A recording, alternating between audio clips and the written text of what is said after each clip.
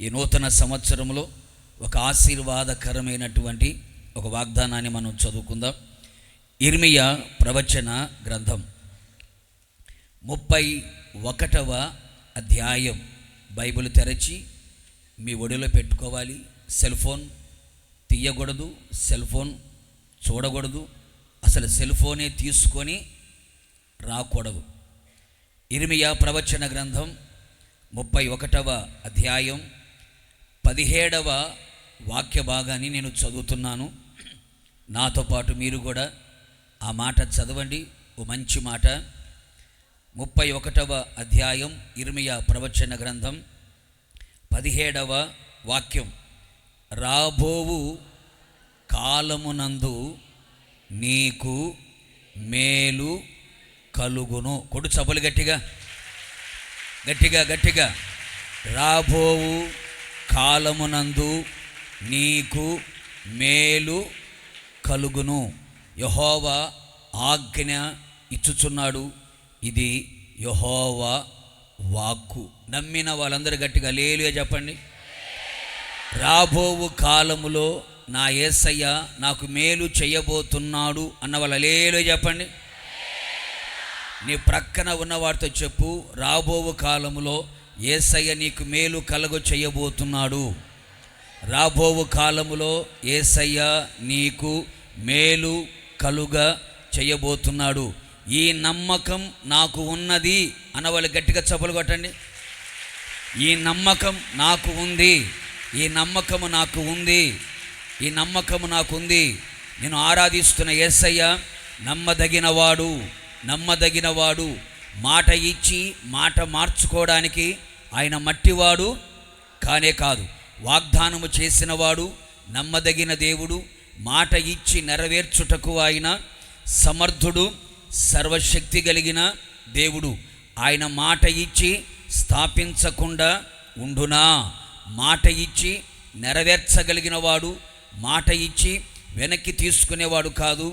మాట ఇచ్చి మాట మరిచిపోయేవాడు కాదు. మాట ఇచ్చి మాట తప్పేవాడు కాదు. ఆయన మట్టివాడు కాదు. ఆయన మహిమ కలిగిన దేవుడు గనక ఆయన నోట నుంచి ఏ మాట అయితే వస్తుందో ఇచ్చిన ప్రతి మాట నెరవేర్చుటకు సమర్థుడు, సర్వశక్తి గల దేవుడు. ఈ 2026వ సంవత్సరంలో రాబోయే దినములలో, రాబోయే మాసములలో, రాబోయే కాలములో, వచ్చే రోజులలో నా యేసయ్య నీకు, నీ కుటుంబానికి, నీ పిల్లలకి, నీ కలిగిన సమస్తమునకు నా యేసయ్య మేలు కలుగ చేయునుగాక. రెండింతలుగా మేలు కలుగ చేయునుగాక. అధికమైన మేలు కలుగ చేయునుగాక. సమృద్ధి అయిన మేలు కలుగ చేయునుగాక. నిత్యము నీకు మేలు కలుగ చేయునుగాక. నీ మీద దృష్టి నిలిపి ఆయన నీకు మేలు కలుగు చేయునుగాక. మేలు చేత మీ హృదయములను తృప్తిపరచునుగాక. మేలులన్నీ సమకూడి నీ జీవితములో జరుగునుగాక. మేలుల మూట నీ నెత్తిన పెట్టి నిన్ను నడిపించునుగాక. మేలులతో నువ్వు అడుగులు వేయుదువుగాక. అనేకులకు ఆశీర్వాదకరముగా నువ్వు ఉందువుగాక. నా యేసయ్య మేలు చేసే దేవుడు. అందుకే అంటున్నాడు, రాబోయే దినములలో, రాబోయే రోజులలో, రాబోయే కాలములలో నీకు నేను మేలు చేయబోతున్నాను.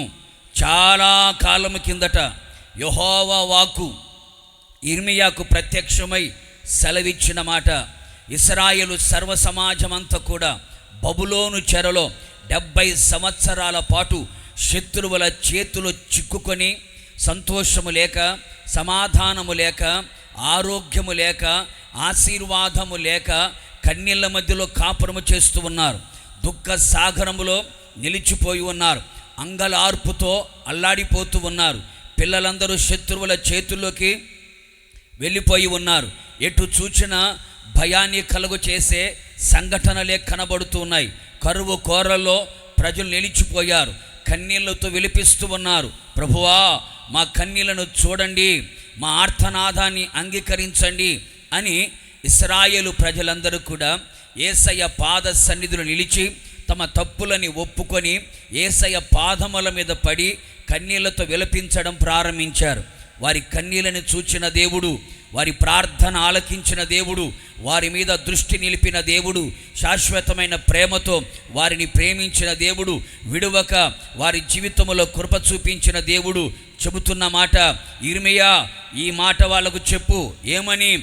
ఏడవక ఊరకొనమని చెప్పు, కన్నీళ్ళు విడుచుట మానమని చెప్పు, వారి క్రియ సఫలము కాబోతుంది. కొడుచబోలి గట్టిగా, వారి ప్రార్థన సఫలము కాబోతుంది. వారి కోరికను సిద్ధింప చేయబోతున్నాను, వారి ఆలోచనని సఫలము చేయబోతున్నాను. నేను వారిని అంగీకరించబోతూ ఉన్నాను. కనుక వారికి చెప్పు, ఇంతవరకు ఏడ్చిన ఏడుపు చాలు, ఇంతవరకు కార్చిన కన్నీరు చాలు. వారి దుఃఖం సంతోషముగా మార్చబడినట్లుగా, వారి కన్నీరు నాట్యముగా చేయబడినట్లుగా, వారి నోటి నిండా నవ్వు కలిగేటట్లుగా, వారి అంగలార్పు నాట్యముగా మార్చబడినట్లుగా, వారి తల మీద నిత్య ఆనందం ఉండునట్లుగా, వారు ఆనంద సంతోష గానములతో తిరిగి మరల సియోనికి యెరూషలేముకి తిరిగి వచ్చున్నట్లుగా నేను వారి జీవితంలో రాబోయే రోజులలో, రాబోయే కాలములో నేను వారికి మేలు చేయబోతూ ఉన్నాను, మేలు కలుగ చేయబోతూ ఉన్నాను. ప్రేమైన సహోదరి సహోదరులారా, 2025 వరకు ఒక లెక్క, 2025 వరకు ఒక పరిస్థితి. ఇప్పుడు చరిత్ర మారబోతుంది, పరిస్థితులు మారబోతున్నాయి. నిశ్చయముగా 2026లో నా దేవుడు ఘనకార్యములు జరిగించునగాక, వింత కార్యములు చేయునగాక, అపూర్వమైన కార్యములు చేయునగాక, అద్భుతమైన కార్యములు చేయునగాక. కని విని ఎరుగని రీతిలో ఈ 2026వ సంవత్సరములో నా దేవుడు నీకు మేలు కలుగ చేయునగాక, నీ కన్నీళ్ళకి ముగింపు కలుగునగాక, నీ దుఃఖాన్ని నా దేవుడు సంతోషముగా మార్చునగాక, నీ దుఃఖ దినములన్నీ నా దేవుడు సమాప్తము చేయునగాక. నాకు నమ్మకం ఉంది అన్న వాళ్ళు గట్టిగా చప్పలు కొట్టాల. నాకు నమ్మకం ఉంది, నమ్మకం ఉంది. నా యేసయ్య మేలు చేయబోతున్నాడు, మేలు చేయబోతున్నాడు, మేలు చేయబోతున్నాడు, మేలు చేయబోతున్నాడు. ఇది దేవుని మాట, ఇది యెహోవా వాక్కు, ఇది దేవుని ఆజ్ఞ. ఖచ్చితముగా నెరవేరునగాక, ఖచ్చితముగా నెరవేరునగాక. మీ కన్నులు చూచునగాక, మీ చెవులు వినునగాక, మీ నోరు స్తుతించునగాక, స్తుతించునగాక, స్తుతించునగాక, స్తుతించునగాక. ఆయన కార్యములు నూతనముగా జరిగించబోతూ ఉన్నాడు. మనుషుల మాట అయితే జరగకపోవచ్చు, మనుషుల మాట అయితే అది ఆగిపోవచ్చు, మనుషుల మాట అయితే నిరర్థకముగా మారవచ్చు. ఇది దేవుని ఆజ్ఞ, ఇది దేవుని ఆజ్ఞ. ఒక మాట సెలవిస్తే సృష్టి యావత్తు కలిగింది. మాటకే అంత పవర్ ఉంటే దేవుని ఆజ్ఞకి ఇంత యొక్క శక్తి ఉండాలి. ఆలోచన చేయాల. యెహోవా ఆజ్ఞ ఇచ్చుచున్నాడు. మాట కాదు ఇది, ఆజ్ఞ. మాట వేరు, ఆజ్ఞ వేరు, మాట వేరు, ఆజ్ఞ వేరు. అందుకనే ఆజ్ఞ ఇస్తున్నాడు. ఈ 2026 సంవత్సరంలో నీ జీవితములో, నీ కుటుంబములో, నీ పిల్లల భవిష్యత్తు విషయములో, నీ వ్యాపారములో, నీ ఉద్యోగములో, నీ చేతి పనులలో, నీ పాడి పంటలలో, నువ్వు చదువుతున్న చదువులలో, సమస్తములో, ఈ పరిచర్యలో, ఈ సేవలో, ఈ సేవకుల జీవితాల్లో, సంఘమంతటిలో నా దేవుడు రాబోవు దినములలో మేలు కలుగ చేయునుగాక, మేలు కలుగ చేయునుగాక, మేలు కలుగ చేయునుగాక. నిశ్చయముగా ఇశ్రాయేలీల ప్రజల ఎడల దేవుడి మాట ఇచ్చి వారి జీవితములలో మేలు కలుగ చేసినట్లుగా లేఖనాల్లో మనము చూడగలుగుతున్నాం. ఆత్మీయ ఇశ్రాయేలు ప్రజలుగా ఉన్న మన జీవితంలో కూడా ఈ 2026వ సంవత్సరములో మేలుకరముగా, దీవెనకరముగా, ఆశీర్వాదకరముగా నా దేవుడు చేయాలనుకుంటున్నాడు. ఇప్పటికే చాలామంది అనుకుంటూ ఉంటారు, నాకు ఈ సంవత్సరమన్నా నా జీవితంలో మేలు కలుగుతుందా, మేలు చూడగలుగుతానా, నా పిల్లల వివాహ విషయంలో మేలు చూడగలుగుతానా, గర్భఫల విషయంలో మేలు చూడగలుగుతానా, ఉద్యోగ విషయంలో మేలు చూడగలుగుతానా, ఆర్థిక ఇబ్బందులో నాకు మేలు చూడగలుగుతానా, చదువుతున్నాను, పరీక్షలు రాయబోతున్నాను, ఈ సంవత్సరంలో నాకు మేలు కలుగుతుందా, నా పరిచర్యలో మేలు కలుగుతుందా అని ఒకవేళ నిరుత్సాహముతో, నిరాశతో ఒకవేళ వచ్చి ఉన్నావేమో. రాబోయే కాలంలో నా పరిస్థితి ఎలా ఉంటుంది అని అనుకుంటున్నావేమో. నీవు నిశ్చింతముగా ఉండు. ఖచ్చితముగా దేవుడు తన ప్రజల ఎడల ఆయన ప్రేమ కలిగి ఉన్నాడు, ప్రీతి కలిగి ఉన్నాడు. ఖచ్చితముగా తన ప్రజలకి రాబోయే దినములలో ఆయన మేలుకరముగా చేయునుగాక. ప్రతి మాసము, ప్రతి దినము, ప్రతి గడియ, ప్రతి నిమిషము, ప్రతి క్షణము కూడా మేలుకరముగా మారునుగాక, మేలుకరముగా మారునుగాక. నా నోట ప్రభు ఉంచిన ఈ మాటలు స్థిరపరచునుగాక. ఓ ప్రశ్న మనం వేసుకోవాలి. ఏమిటా ప్రశ్న అంటే, రాబోవు కాలములో నీకు మేలు కలుగును అని దేవుడు చెప్పాడు కదా. రాబోవు కాలములో, రాబోయే దినములలో, వచ్చే రోజులలో నా యేసయ్య నా జీవితంలో ఎలాంటి మేలు చేస్తాడు, ఎలాంటి మేలు రాబోయే కాలములో నేను చూడగలుగుతాను, ఎలాంటి మేలులు రాబోయే కాలములో నా చెవులు వింటాయి, ఎలాంటి మేలులు రాబోయే కాలములో చూచి విని నా నోరు స్తుతించగలుగుతుంది అనేది పరిశుద్ధ గ్రంథములో ఒక 4 సంగతులని చాలా క్లుప్తంగా చెప్పి నేను ముగించేస్తాను. రాబోయే కాలములలో ఆయన మన జీవితములో చేసే మేలులు ఏమిటి అనేది ఒక 4 మాటలు పరిశుద్ధాత్మ దేవుడు మనందరితో అర్థమయ్యే రీతిలో చక్కగా, తేటగా, విశదీకరముగా యేసయ్య మనతో మాటలాడునుగాక. మనకు చాలా తెలిసిన మాటలే, పరిచయమైన మాటలే. అవసరాన్ని బట్టి పరిశుద్ధాత్ముడు సంఘ పరిస్థితి ఎరిగిన వాడు గనక ఒక 4 సంగతులు మీతో చెప్పమన్నాడు. అవే మీతో చెప్తాను. మొదటి మాట, సామెతల పుస్తకం 31వ అధ్యాయం 25వ వాక్యాన్ని చదువుతారు, మనం విందాం. సామెతల పుస్తకం 31వ అధ్యాయం 25వ వాక్యం. ఓకే.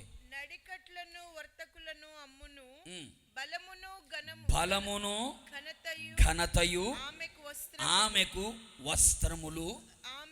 ఆమె, ఈ మాట గుర్తుపెట్టుకోవాలి, ఆమె రాబోవు కాలము విషయమై నిర్భయముగా ఉండును. రాబోవు కాలము విషయమై ఆమె నిర్భయముగా ఉండును.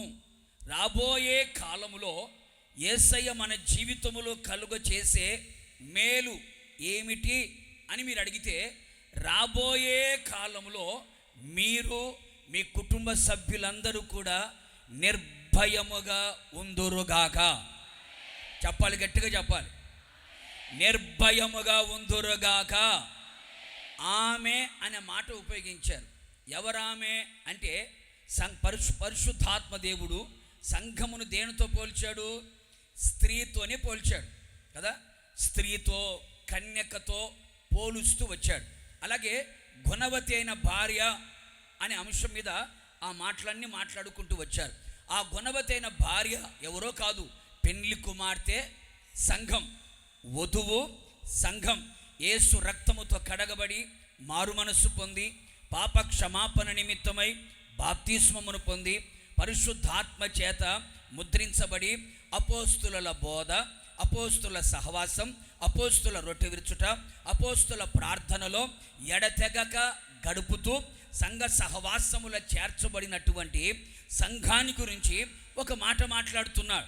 ఏమిటయ్యా అంటే, రాబోయే కాలములో, రాబోయే దినములలో సంఘం ఎలా ఉండాలి అంటే నిర్భయముగా ఉండునుగాక. నిర్భయముగా ఉండునుగాక. నిర్భయము అనే దానికి అర్థం ఏమిటయ్యా అంటే భయము లేని జీవితం. ఏ జీవితం అండి? ఒక మాట సూటిగా మిమ్మల్ని అడుగుతా, పాస్టర్ గారండి మాకు ఏ భయము లేదు అన్న వాళ్ళందరూ హల్లెలూయా అనండి. అమ్మా మాకు ఏ భయము లేదయ్యా, ఎలాంటి భయము కానీ, ఎలాంటి కలవరము కానీ, ఎలాంటి బెదురు కానీ, ఎలాంటి వణుకు కానీ మాకు లేదు, మేము నిర్భయముగా ఉన్నాము అన్న వాళ్ళు మరొకసారి హల్లెలూయా అనండి. చూసావండి, ఇందాక లేచిన చేతులన్నీ ఇప్పుడు ఏమైనట్టు అంటే ప్రతి మనిషి గుండెల్లో ఏదో ఒక రకమైన భయం. ఒక రకంగా చెప్పాలంటే మనిషి భయం అనే గుప్పిట్లో నిలిచిపోయాడు. ప్రతి మనిషి కూడా సేవకుడే కానీ విశ్వాసే కానీ ఏదో ఒక రకమైన భయము చేత నడిపించబడుతున్నాడు. కుటుంబాన్ని గూర్చిన భయం, ఎదుగుతున్న పిల్లలను గూర్చిన భయం, పరీక్షలు రాబోతుంటే పరీక్షలను గూర్చిన భయం, నిరుద్యోగ సమస్యను గూర్చిన భయం, ఆర్థిక ఇబ్బందులను గూర్చిన భయం, వివాహము కాలేదన్న ఒక భయం, పిల్లలు పడతారో లేదోనన్న భయం, ఇల్లు కట్టుకుంటానో లేదోనన్న భయం. ఈ రోజున రకరకాలుగా మనిషి జీవితాన్ని భయం అనే ఒక రాక్షసి పట్టి పీడిస్తూ ఉంది. ఏమి జరుగుతుందోనన్న భయం, ఏమి కలుగుతుందోనన్న భయం, భవిష్యత్తును గూర్చిన భయం, వర్తమానాన్ని గూర్చిన భయం. ఇలాగా రాబోయే కాలములో నా పరిస్థితి ఏంటి, నా పిల్లల పరిస్థితి ఏంటి, నాకు ఇంకా ఉద్యోగం లేదు, వ్యాపారంలో లాభము లేదు, చేతి నిండా పన్నులు లేవు, ఏ పరీక్షలు రాసినా ఫెయిల్ అయిపోతున్నాను, ఉద్యోగాల కొరకు ప్రయత్నాలు చేసిన ప్రయత్నాలను విఫలమైపోతూ ఉన్నాయి, నా పరిస్థితి ఏంటి ఏంటి ఏంటని మనిషి రోజున భయాందోళనకి గురైపోయి భయము చేత నడిపించబడుతూ ఆ భయము వలన కంటి నిండా నిద్ర లేదు, భయము వలన మనస్సులో నెమ్మది లేదు, భయము వలన కుటుంబములో సమాధానము లేదు, భయము వలన కడుపు నిండా తిండి లేదు, భయము వలన నలుగురితో నవ్వుతూ బ్రతకలేకపోతున్నాడు. కారణం ఏమిటంటే భయం. భయం, ఈ భయం మనిషి జీవితాన్ని పీల్చి పిప్పి చేస్తుంది. అందుకనే కృపగల దేవుడు రాబోయే కాలములో నీకు మేలు కలుగ చేయాలని కోరుకున్న యేసయ్య చెబుతున్నాడు. ఇక మీదట మీరు భయపడనక్కరలేదు, కలవరపడనక్కరలేదు, కృంగిపోనక్కరలేదు, నిరసించిపోనక్కరలేదు. నిశ్చయముగా నా యేసయ్య నీవు నిర్భయముగా బ్రతికేటట్టు నా దేవుడు చేయునగాక. భయము లేని జీవితము నీకు కలుగునగాక. నువ్వు భయపడకుండా ఉండేటట్టుగా నా దేవుడు నీ పక్షముగా నిలిచి ఉండునగాక. నీకు భయము లేకుండా నా యేసయ్య నీకు తోడుగా ఉండునగాక. అందుకని 66 పుస్తకాలలో ఇంచుమించుగా 365 పర్యాయాల కంటే ఎక్కువగా రాయబడిన మాట భయపడకుడి, భయపడకుడి, భయపడకుడి అనే మాట ఎందుకు రాయబడింది? ప్రతిరోజు మనం భయపడకుండా బ్రతకాలని దేవుడు కోరుకుంటున్నాడు. అందుకనే పెళ్లి కుమార్తె సంఘం ఎలా ఉండాలి అంటే ఏ భయము లేకుండా కనబడాలి. అందుకని బైబిల్ సెలవిస్తున్న మాట, కొందరికేమో ప్రాణ భయం. ఏ భయం అంట? ప్రాణ భయం. మరికొందరికేమో శత్రువు భయం. కొంతమందికేమో రాబోయే కాలాన్ని కూర్చున్నటువంటి భయం. మరికొంతమందికేమో మరణాన్ని కూర్చున్నటువంటి, చెప్పాలి గట్టిగా, ఏదో శరీరంలో చిన్న గడ్డ వచ్చిందంట, ఆ గడ్డను చూసిన దగ్గర నుంచి ఏమైందంట, చెప్పు చెప్పు చెప్పు చెప్పు చెప్పు చెప్పు చెప్పు ఇంకా రాత్రి నిద్ర ఈ మనిషి నిద్రపోదు, ఇంట్లో ఉన్న వాళ్ళు ఎవరు నిద్రపోని. ఈ మనిషి భయపడమే కాకుండా ఇంట్లో వాళ్ళందరికీ ఏం చేస్తుందండి కదా, చిన్న సమస్య, చిన్న శోధన, చిన్న కష్టం, చిన్న పరిస్థితులకే ఎగిరిపడిపోతున్నాం. ఏంటి మనం? సమస్యల కంటే గొప్పవాడు మనతో కూడా ఉన్నాడు కదా, మన కష్టాలు కడతీర్చేవాడు ఉన్నాడు కదా, మన కన్నీళ్లు తుడిచేవాడు మనకున్నాడు కదా, మన పక్షముకు నిలిచున్నవాడు లోకంలో ఉన్న వాని కంటే అధికుడు కదా, శక్తిమంతుడు కదా. మరి ఆయన కూర్చున్నటువంటి ఆలోచన లేకుండా లోకములో కలుగుతున్న దాని గురించి ఎందుకు భయపడుతున్నావు నువ్వు? అందుకనే యెహెజ్కేలు గ్రంథంలో రాయబడి ఉంటుంది, మీరు నిర్భయముగా నివసించున్నట్లు, నిర్భయముగా పండుకొనున్నట్లు. కొంతమంది పడుకున్న కూడా నిద్ర పట్టదు. ఎందుకయ్యా అంటే భయం. అందుకే బైబిల్ అంటుంది, మీరు నిర్భయముగా పండుకొనున్నట్లు, నిర్భయముగా మీరు నివసించున్నట్లు నేను మీ దేశములో, మీ సంఘములో, మీ కుటుంబములో ఉన్న ప్రతి దుష్ట మృగములని నేను వెళ్ళగొట్టబోతున్నాను. కొడుచబడి గట్టిగా. నీకు భయాన్ని కలుగచేసే ఏ దుష్ట మృగాలే కానివ్వండి, ఏ శత్రువు కార్యాలే కానివ్వండి, ఏ శత్రు తలంపులే కానివ్వండి, ఏ శత్రువు కుయుక్తులే కానివ్వండి, ఏ శత్రువు క్రియలే కానివ్వండి, శత్రువు కార్యములే కానివ్వండి, నా దేవుడు నిర్భయముగా నువ్వు నివసించేటట్లుగా, నిర్భయముగా నువ్వు పండుకునేటట్లుగా, నిర్భయముగా నువ్వు కాపురము చేయునట్లుగా నిశ్చయముగా నా యేసయ్య ప్రతి దుష్ట మృగములని, సాతాను కార్యాలని, లోక సంబంధమైన ప్రతి శక్తులని నా దేవుడు వెళ్ళగొట్టునుగాక. మీరు నిర్భయముగా నివసించుదురుగాక, మీరు నిర్భయముగా బ్రతుకుదురుగాక. దావీదు అంటాడు కదా, గాఢాంధకారపు లోయలోకి నేను వెళ్ళినా. పాట బాగానే పాడుకుంటాం, బాగానే చదువుతాం, కానీ భయంతోనే చదువుతారు అన్నమాట. ఎలాగా? భయముతోనే చదువుతున్నారు.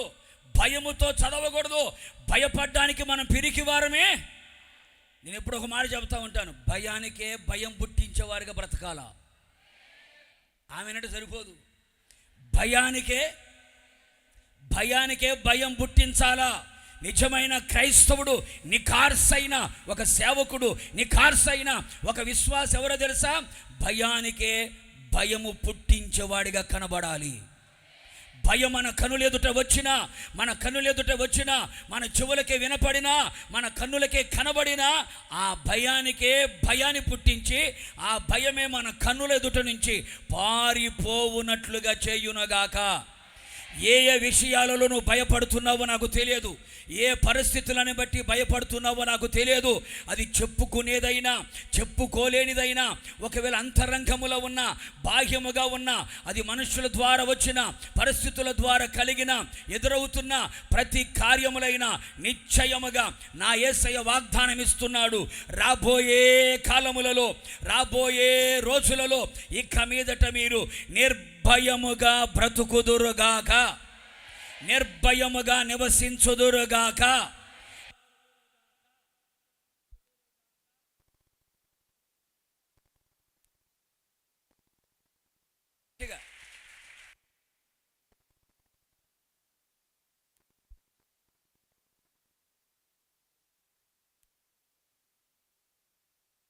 స్తోత్రం స్తోత్రం స్తోత్రం స్తోత్రం స్తోత్రం. ఓ చిన్న మాట చెప్పనా? మనం నిర్భయముగా బ్రతకడానికి, మన భయం పోవడానికి ఒక చిన్న చిట్కా చెప్పనా? యోహాను రాసిన మొదటి పత్రిక 4వ అధ్యాయం 18వ వాక్యం ఒకసారి చూద్దామా? యోహాను రాసిన మొదటి పత్రిక 4వ అధ్యాయం 18వ వాక్యం. ప్రేమలో భయము ఉండదు, అంతేకాదు పరిపూర్ణ ప్రేమ భయమును వెళ్ళగొట్టును. దండనతో కూడినది. భయపడువాడు ప్రేమయందు పరిపూర్ణము చేయబడిన వాడు కాడు. ప్రేమలో ఏముండదట? భయము ఉండదు. పరిపూర్ణమైన ప్రేమ నీ భయమును ఏం చేస్తుందట? చెప్పాలి గట్టిగా. నీ భయమును వెళ్ళగొడుతుంది. పరిపూర్ణమైన ప్రేమ మనుషుల ప్రేమ కాదు, లోకపు ప్రేమ కాదు, బంధువుల ప్రేమ కాదు, స్నేహితుల ప్రేమ కాదు, ప్రేమికుల ప్రేమ కాదు, జంతువుల పక్షుల ప్రేమ కాదు.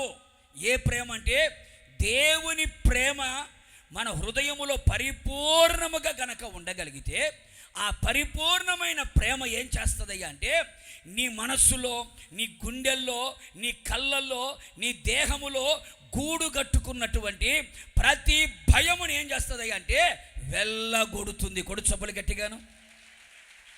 అందుకనే మనలో ఉన్న ప్రేమ పరిపూర్ణముగా మారినప్పుడు, ఆ పరిపూర్ణమైన ప్రేమ నీ భయమును వెళ్ళగొట్టి నీవు నిర్భయముగా నివసించున్నట్లు చేస్తుంది. ఏమిటి ప్రేమ అంటే, రోమాపత్రిక 5వ అధ్యాయం 5వ వాక్యంలో ఒక మాట రాయబడింది. ఏమని? ఈ నిరీక్షణ మనలని సిగ్గుపరచుదు, పరిశుద్ధాత్ముని ద్వారా దేవుని ప్రేమ మన హృదయములలో కుమ్మరింపబడి ఉన్నది. ఏమిటా దేవుని ప్రేమ అంటే, ఈ నిరీక్షణ మనలని సిగ్గుపరచదు అని చెప్పి ఏమంటున్నాడు? పరిశుద్ధాత్ముని ద్వారా దేవుని ప్రేమ మన హృదయములలో కుమ్మరించబడి ఉన్నది అని రాయబడింది. అంటే దేవుని ప్రేమను తీసుకొని రావడానికి పరిశుద్ధాత్ముడు వచ్చాడు. ఈ పరిశుద్ధాత్మ దేవుడు ఎవరి హృదయములలో కుమ్మరించబడతాడో, ఈ పరిశుద్ధాత్ముడు ఎవరి మనస్సులలో ముద్రించబడతాడో, ఈ పరిశుద్ధాత్మ దేవుడు ఎవరి శరీరములో ఒక ముద్రగా, చెరగని ముద్రగా ఉంటాడో, ఆ సంఘములో, ఆ కుటుంబములో, ఆ వ్యక్తిలో ఈ పరిశుద్ధాత్మ ద్వారా కుమ్మరించబడిన ఆ ప్రేమను బట్టి వారి గుండెల్లో, వారి హృదయములో, వారి కుటుంబములో ఉన్న ప్రతి భయము వెళ్ళగొట్టబడునగాక, వెళ్ళగొట్టబడునగాక. నిశ్చయముగా మీ హృదయములలో పరిశుద్ధాత్మ ద్వారా దేవుని ప్రేమ కుమ్మరించబడునుగాక. పరిశుద్ధాత్మ ద్వారా దేవుని ప్రేమను మీరు అనుభవించుదురుగాక. అందుకనే పౌలు గారు అంటాడు, మనము పొందుకున్నది ఏమిటయ్యా అంటే ఇంద్రియ నిగ్రహము కలిగినటువంటి, శక్తి కలిగినటువంటి ఆత్మను మనం పొందుకున్నాం. పిరికితనము కలిగిన ఆత్మ కాదు. ఆ పిరికితనము కలిగిన ఆత్మను మనం పొందుకోలేదు. అందుకనే పరిశుద్ధాత్మ నిశ్చయముగా మీ హృదయములలో ఆయన కుమ్మరించబడునుగాక. దేవుని ప్రేమతో ఆయన కుమ్మరించబడునుగాక. దేవుని ప్రేమను మన హృదయాల్లో కుమ్మరించునుగాక. ఎప్పుడైతే ఆ ప్రేమ మన హృదయాల్లో కుమ్మరించబడుతుందో మన గుండెల్లో ఉన్న భయం ఏమవుతుందండి? వెళ్ళగొట్టబడుతుంది, వెళ్ళగొట్టబడుతుంది. ఎప్పుడైతే ఆ భయం వెళ్ళగొట్టబడుతుందో అప్పుడు మనం ఎలా బ్రతుకుతామండి? నిర్భయముగా బ్రతుకుతాం. కొడు చప్పులు గట్టిగాను. రాబోయే దినములలో సంఘములో మనుషులందరి మీద దేవుని ఆత్మ కుమ్మరించబడునుగాక. ప్రతి ఒక్కరు పరిశుద్ధాత్మ పూర్ణులగుదురుగాక. పరిశుద్ధాత్మ వశములో వచ్చుదురుగాక. పరిశుద్ధాత్మ స్వాధీనములో ఉందురుగాక. పరిశుద్ధాత్మ చేత నడిపించబడుదురుగాక. ఆ పరిశుద్ధాత్మ ద్వారా దేవుని ప్రేమ సమృద్ధిగా, ధారాళముగా కుమ్మరించబడినప్పుడు నీ గుండె నిండా, నీ మనస్సు నిండా, నీ దేహము నిండా దేవుని ప్రేమతో గనక నింపబడితే భయానికి చోటు ఉండదు, భయానికి తావు కనబడదు, భయానికి స్థలము లేదు. కనుక ఈ ప్రేమ, నీలో ఉన్న దేవుని ప్రేమ ఆ భయాన్ని ఏం చేస్తుందట? వెళ్ళగొడుతుంది. అప్పుడు మనం ఎలా బ్రతుకుతామంట? నిర్భయముగా బ్రతుకుతాం. మీరు విశ్వసించండి, మీరు నమ్మండి. రాబోయే కాలములో పరిశుద్ధాత్మ ద్వారా దేవుని ప్రేమ మీ హృదయములో కుమ్మరించబడుతుంది. మీ గుండెల్లో ఉన్న భయం వెళ్ళగొట్టబడుతుంది. రాబోయే కాలములో మీరు నిర్భయముగా ఉందురుగాక. చెప్పాలి, ఇక నేను భయపడను. కీర్తనకాడు అంటాడు కదా, నా కుడి ప్రక్కన 10,000 మంది పడిపోయినా నేను భయపడను, నేను భయపడను. ఒకవేళ పర్వతములే మునిగిపోయినా, శత్రువులే నా మాంసమును తినడానికి వచ్చినా నేను అధైర్యపడను, వెనుకడుగు వేయను, నేను భయపడను. ఎందుకంటే ఆయన నా పక్షముగా ఉన్నాడు, ఆయన నాకు తోడుగా ఉన్నాడు. కొడు చప్పులు గట్టిగా. నేను భయపడనేలా, నేను కృంగనేలా, నేను కలవరపడనేలా. అందుకే రాబోయే కాలములో నిశ్చయముగా ఈ మేలు మీకు కలుగునుగాక, ఈ మేలు మీరు పొందుదురుగాక. ఈ నమ్మకం గనక మీకు ఉంటే ఖచ్చితంగా ఈ మేలు మీరు అనుభవించుదురుగాక. ఇప్పుడే ఇక్కడే మీ భయం వెళ్ళగొట్టబడునుగాక. నిర్భయముగా నివసించుదురుగాక. నమ్మిన వాళ్ళందరూ గట్టిగా హల్లెలూయా అనండి, గట్టిగా హల్లెలూయా అనండి. భయపడకుండా హల్లెలూయా చెప్పు, భయము లేకుండా హల్లెలూయా చెప్పు, నిర్భయముగా హల్లెలూయా చెప్పు. నమ్మచ్చా? మీ మీద నమ్మకం నాకు ఉంది, మీకంటే ఉన్న దేవుని మీద నాకు నమ్మకం ఉంది. కనుక ఇక మీదటి మీరు నిర్భయంగా ఉంటారు. మీ 32 పళ్ళు ఎప్పుడు బయటే ఉంటాయి. మీ కంటి నిండా కన్నీళ్ళు కాదు, మీ కంట్లో ఆనందం కనపడుతుంది. ఎందుకంటే కొందరు ముఖం చూస్తే భయం కనపడుతుంది, కళ్ళు చూస్తే భయం కనపడుతుంది, మాటలు చూస్తే భయం కనపడుతుంది, వాళ్ళ చేష్టలు చూస్తే భయం కనపడుతుంది, అడుగడుగున భయమే ఉంటుంది. ఇక మీదట మీ మాట విన్నా, మీ చూపు చూసినా, మీరు నడిచినా, ఏ పని చేసినా అందులో ఏముండదు? భయం ఉండదు. ఎందుకంటే ప్రేమ భయమును వెలగొట్టేసింది. గొడు సబ్బులు గట్టిగాను. గట్టిగా రెండవ మాట యెషయా ప్రవచన గ్రంథం 27వ అధ్యాయం. యెషయా ప్రవచన గ్రంథం 27వ అధ్యాయం 6వ వాక్యాన్ని ఒకసారి చూద్దాం. రాబోవు దినములలో యాకోబు వేరు పారును, ఇశ్రాయేలు చిగిర్చి పూయును, వారు భూలోకమును ఫలభరితముగా చేయుదురు. రెండవదిగా రాబోయే కాలములో యేసయ్య మన జీవితంలో కలుగు చేసే రెండవ మేలు ఏమిటి అంటే, అక్కడ రాయబడింది రాబోవు దినములలో యాకోబు వేరు. చెప్పాలి గట్టిగా, యాకోబు వేరు. యాకోబు ఎందుకని నీ పేరు పెట్టుకో. రాబోవు దినములలో నా వేరు పారును, రాబోవు దినములలో నేను చిగిర్చి పూసేదను, రాబోవు దినములలో ఈ భూలోకమును నేను, చెప్పాలి గట్టిగా, ఫలభరితముగా మార్చెదను. కూడా చెప్పులు గట్టిగా నిశ్చయముగా రాబోయే దినములలో నా యేసయ్య మీ వేరు పారునట్లుగా చేయునుగాక, మీరు చిగురించెదరుగాక, పువ్వులు పూసెదరుగాక, ఫలములు వచ్చునుగాక. మిమ్ములను బట్టి మీ ప్రాంతాలు, మిమ్మల్ని బట్టి మీ గ్రామాలు, మిమ్మల్ని బట్టి మీ ఉద్యోగ స్థలాలు, మిమ్మల్ని బట్టి మీ వ్యాపార స్థలాలు, మిమ్మల్ని బట్టి పరిచయం చేసే స్థలాలు ఫలభరితముగా మారునుగాక, ఫలభరితముగా మార్చబడునుగాక. ఎడారిని ఏదేనుగా మార్చగలిగిన దేవుడు, అరణ్యములో త్రోవను కలుగు చేయగలిగిన దేవుడు, ఎడారులలో నదులని ప్రవహింప చేయగలిగిన దేవుడు నిశ్చయముగా రాబోయే దినములలో ఈ హోసన్న మందిరము ద్వారా, హోసన్న సేవకుల ద్వారా, హోసన్న విశ్వాసుల ద్వారా ఈ రాయలసీమ ప్రాంతమంతా ఫలభరితముగా మార్చబడునుగాక. ఈ తెలుగు రాష్ట్రాలు మాత్రమే కాదు, మన భారతదేశం అంతా ఫలభరితముగా మార్చబడునుగాక. ఒక్కసారి కాస్త వెనక్కి చూడండి, ఒక 20, 25, 30 సంవత్సరాలు వెనక్కి చూడండి. ఈ రాయలసీమ అంటేనే ఫ్యాక్షనిజం, రౌడీయిజం, అవునా కదండి. చేతిలో బాంబులు పెట్టుకుని తిరిగేవారు, కత్తులు పట్టుకొని తిరిగేవారు.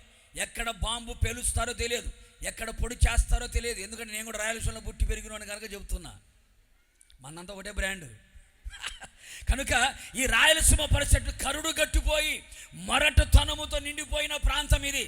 దేవుని మహాకృప, దేవుని మహాకనికరం, మన పితరుడైనటువంటి యేసన్న గారిని దేవుడి ప్రాంతానికి తీసుకొని వచ్చాడు, సువార్తను అందించాడు, సేవకులు లేచారు, విశ్వాసులు తయారయ్యారు.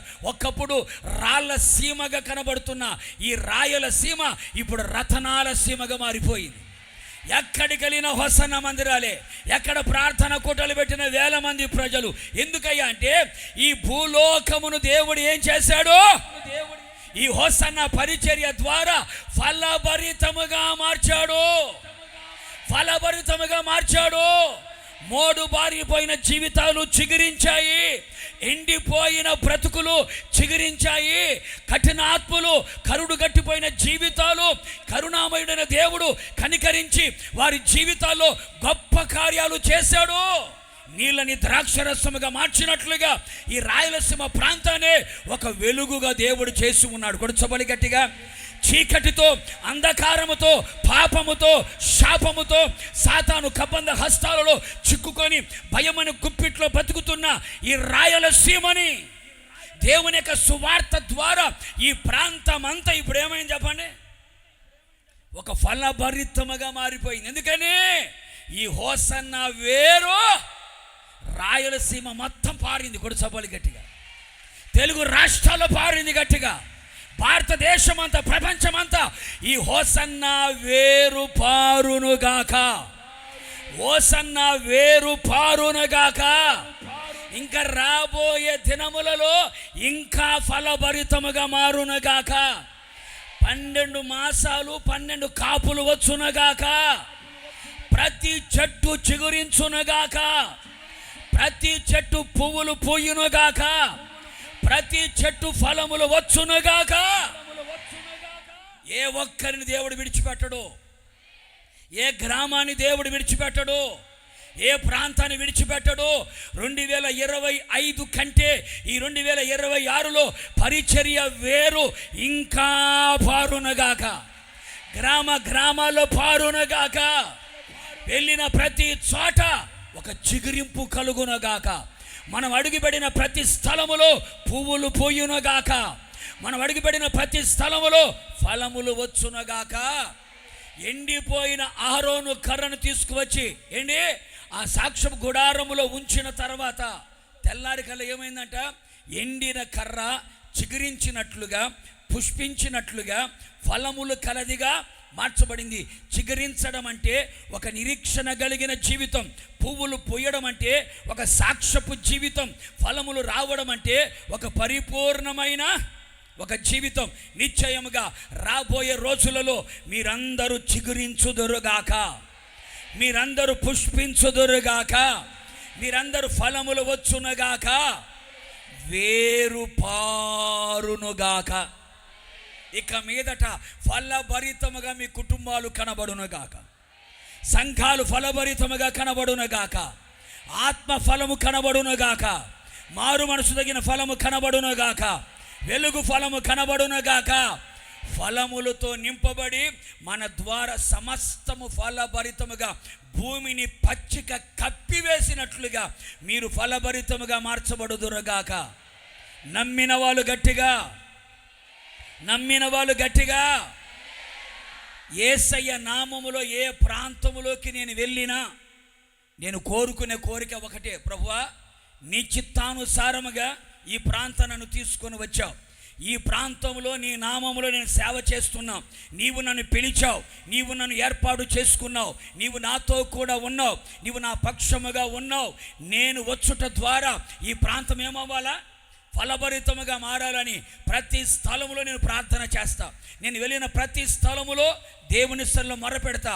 నిశ్చయముగా నా ప్రార్థన ఆలకించిన దేవుడు తన దివ్యమైన కనుదృష్టి నా మీద నిలిపి నేను చెప్పినట్లుగా వెళ్ళిన ప్రతి స్థలములలో నా దేవుడు ఫలభరితముగా మారుస్తున్నాడు, ఫలభరితముగా చేయుచున్నాడు. నేను నమ్మిన దేవుడు నమ్మదగిన వాడు నాతో కూడా ఉన్నాడు కనుక మనం అడుగుపెట్టిన ప్రతి స్థలం ఏమవ్వాలా, ఏమో చెప్పాలి గట్టిగా.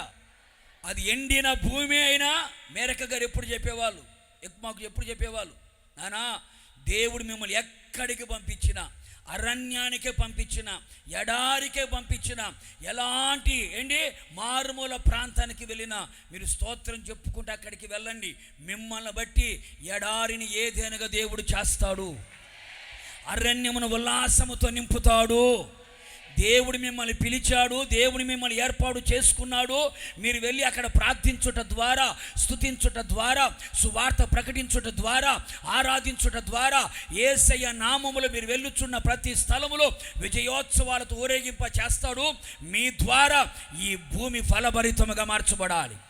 వేదనతో, బాధతో, గాఢాంధకారముతో, చీకటితో నింపబడినటువంటి కుటుంబాలు ఈ ప్రాంతం మీరు వెళ్ళుట ద్వారా ఆ ప్రాంతానికి ఒక వెలుగు కలగాలి, ఆ ప్రాంతంలో ఒక చిగురు కలగాలి. నిరాశలో, నిస్పృహ, నిస్సహాయ స్థితిలో, నిశ్చేష్టులు నిలిచిపోయిన వారి బ్రతుకులలో యేసయ్య మాట వారికి చిగురింపును కలుగు చేయాలి. వారి జీవితంలో ఉన్న సాక్ష్యం పరిమళ వాసనగా మార్చబడాలి, ఒక పరిపూర్ణులుగా మార్చబడాలని మేరక గారు ఎప్పుడు చెబుతుండేవాళ్ళు. నిశ్చయముగా ఆ తల్లి గారి యొక్క మాట, యేసన్న గారి యొక్క దీవెన, దేవుని కనికరాన్ని బట్టి ఈ హోసన్నా మినిస్ట్రీస్లో ఉన్న సేవకులైన, విశ్వాసులైన ఏ ప్రాంతానికి వెళ్ళినా అక్కడ వేరు పారుతుంది.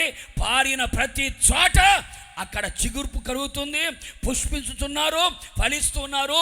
భూలోకమంతా ఏ లోకం అండి, ఓన్లీ రాయలసీమే కాదు, భూమి ఎంతవరకు ఉందో అంతవరకు ఫలించుదురుగాక.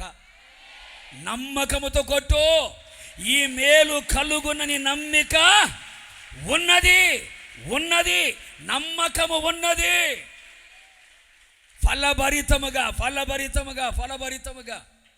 ఈ రాయలసీమలోని గిద్దలూరు నుంచి నేను చూసుకుంటూ వచ్చినప్పుడల్లా సంతోషపడిపోతూ ఉంటా. ఒకప్పుడు ఈ ప్రాంతాలు ఎలా ఉన్నాయి? అరణ్యములాగా కరుడు గట్టిపోయిన పరిస్థితుల్లో ఉన్న మానవులు, మనుషులు ఇప్పుడు ఇలా బైబిల్ చేతబట్టి తెల్లబట్టలు వేసుకొని దేవుని సన్నిధిలో ఉన్నారే. రాయలసీమల నుంచే నేను ఎక్కువ ఆశపడుతున్నా, చూసి ఎక్కువ కోరుకుంటాను. కోరుకోవడం కాదు, ఒక రకంగా చెప్పాలంటే గుడారాల పండుగ జరుగుతుందంటే సగానికి పైగా మన రాయలసీమ కొట్టు, మన రాయలసీమ వాళ్ళు ఉంటారు అక్కడ. నేను ముందు వచ్చేది వాళ్ళే, చివరి పోయేది కూడా వాళ్ళే. ముందు వచ్చేది వాళ్ళే, చివరి పోయేది కూడా వాళ్ళే.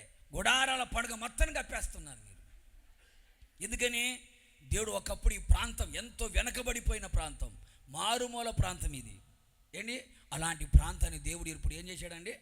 ఒక ఫలభరితముగా ఇంచుమించుగా ఈ రాయలసీమలో నుంచి చాలామంది సేవకులు వచ్చారు, అందులో నేను కూడా ఒకరిని కదా. భూలోకమును మనం ఏం చేయబోతున్నాం? నమ్మండి, రాబోయే కాలములలో ఈ భూలోకమును మనం ఫలభరితముగా మార్చబోతూ ఉన్నాం. అలా ప్రభు చెయ్యబోతున్నాడు. ఈ నమ్మకము నాకుంది అన్న వాళ్ళు అలేలో చెప్పండి. నమ్మకము నాకుంది అని అలేలో చెప్పండి. మీ కుటుంబాలు ఫలభరితముగా ఉండునుగాక, మీ పిల్లల భవిష్యత్తు ఫలభరితముగా ఉండునుగాక, మీ ఆత్మీయ జీవితం ఫలభరితముగా ఉండునుగాక, మీరు వెళ్ళిన ప్రతి స్థలం అది ఏ స్థలమైన ఫలభరితముగా మారునుగాక. ఓ చిన్న మాట ఏమిటయ్యా అంటే, చిగురించాలి అన్నా, పుష్పించాలి అన్నా, ఫలాలు రావాలి అన్నా, భూమి అంతా ఫలభరితముగా మారాలన్నా దేని మీద ఆధారపడుతుందో తెలుసా? వేరు మీద ఆధారపడుతుంది. దేని మీద అండి? వేరు మీద ఆధారపడుతుంది. వేరు ఎంత లోతుగా పారుతుందో, ఎంత లోతుగా వేరు పారుతుందో వేరును బట్టి చెట్టు ఉంటుంది. చెట్టు 2 భాగాలు. ఎన్ని భాగాలండి చెప్పండి అమ్మా? చెట్టు 2 భాగాలు. ఒకటి కనబడే భాగం, రెండవది కనబడని భాగం. చెట్టు కొమ్మలే కానీ, ఆకులే కానీ, పిందెలే కానీ, కాయలే కానీ ఇవన్నీ కనబడతాయి. కనబడని భాగం ఏంటి? వేరు కనబడుతుందా? వేరు కనబడేటట్టుందనుకో చెట్టు ఉంటుందా? చెప్పాలి గట్టిగా, ఉండదు కదండి. చెట్టు 2 భాగాలు, కనబడేది కనబడేది. ఒక రకం చెప్పాలంటే ఆ చెట్టు ఆకులు రావాలన్నా, చిగురించాలన్నా, పుష్పించాలన్నా, ఫలాలు రావాలన్నా, పచ్చగా కలకలలాడుతూ కనబడాలన్నా దేన్ని బట్టి ఉంటుందని తెలుసా? దాని వేరును బట్టి ఉంటుంది. దేన్ని బట్టి అండి? వేరును బట్టి ఉంటుంది. వేరు గనక బాగుంటే చెట్టు బాగుంటుంది. ఒకవేళ వేరు కుళ్ళిపోయినా, వేరు చేదుగా ఉన్నా, వేరు ఎండిపోయినా, ఈ మాటలు బైబిల్ మాటలు, ఎండిపోయినా, కుళ్ళిపోయినా, చేదుగా ఉన్న చెట్టు పాడైపోతుంది. అలాగే ఆ వేరు సారము కలిగి, ఆ వేరు పరిశుద్ధముగా ఉండి, ఆ వేరు చుట్టూ నీళ్లు వ్యాపించి, ఆ వేరు గనక భరించేదే అయితే ఆ చెట్టు కూడా ఏమవుతుందట? ఏపుగా పెరుగుతుంది, విస్తారమైన కొమ్మలు వస్తాయి, విస్తారమైన ఆకులు వస్తాయి, ఫలాలు రాగలుగుతుంది. అంటే మనం ఫలభరితముగా మార్చబడాలంటే వేరు జాగ్రత్తగా ఉండాలి. ఎలా ఉండాలా? వేరు జాగ్రత్తగా ఉండాలి. మనిషి కూడా 2 భాగాలు. 2 భాగాలు. ఏది తలకాయ మొండి మోకాలు కాదు. మనిషి 2 భాగాలు. ఒకటి బాహ్య జీవితం, రెండవది రహస్య జీవితం కదండి. బాహ్యము, అంతరంగం. బాహ్యము, అంతరంగం. చెట్టు వేరు. వేరు అంటే అంతరంగం, చెట్టు అంటే బాహ్య జీవితం. ఇప్పుడు నీ బాహ్య జీవితం బాగా ఉండాలి అంటే నీ అంతరంగం బాగుండాలి. మన అంతరంగాలు బాగుండాలి. అందుకనే యోహాను భక్తుడు తన ప్రియుడైన గాయుతో ఏమంటాడు తెలుసా?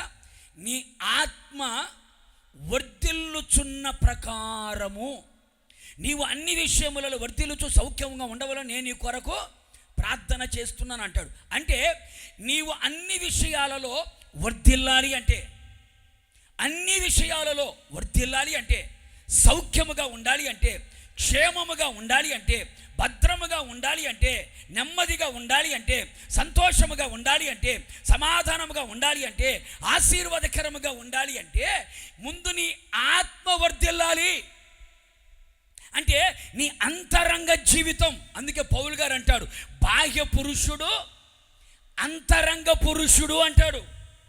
మన అంతరంగము జాగ్రత్తగా ఉండాలి.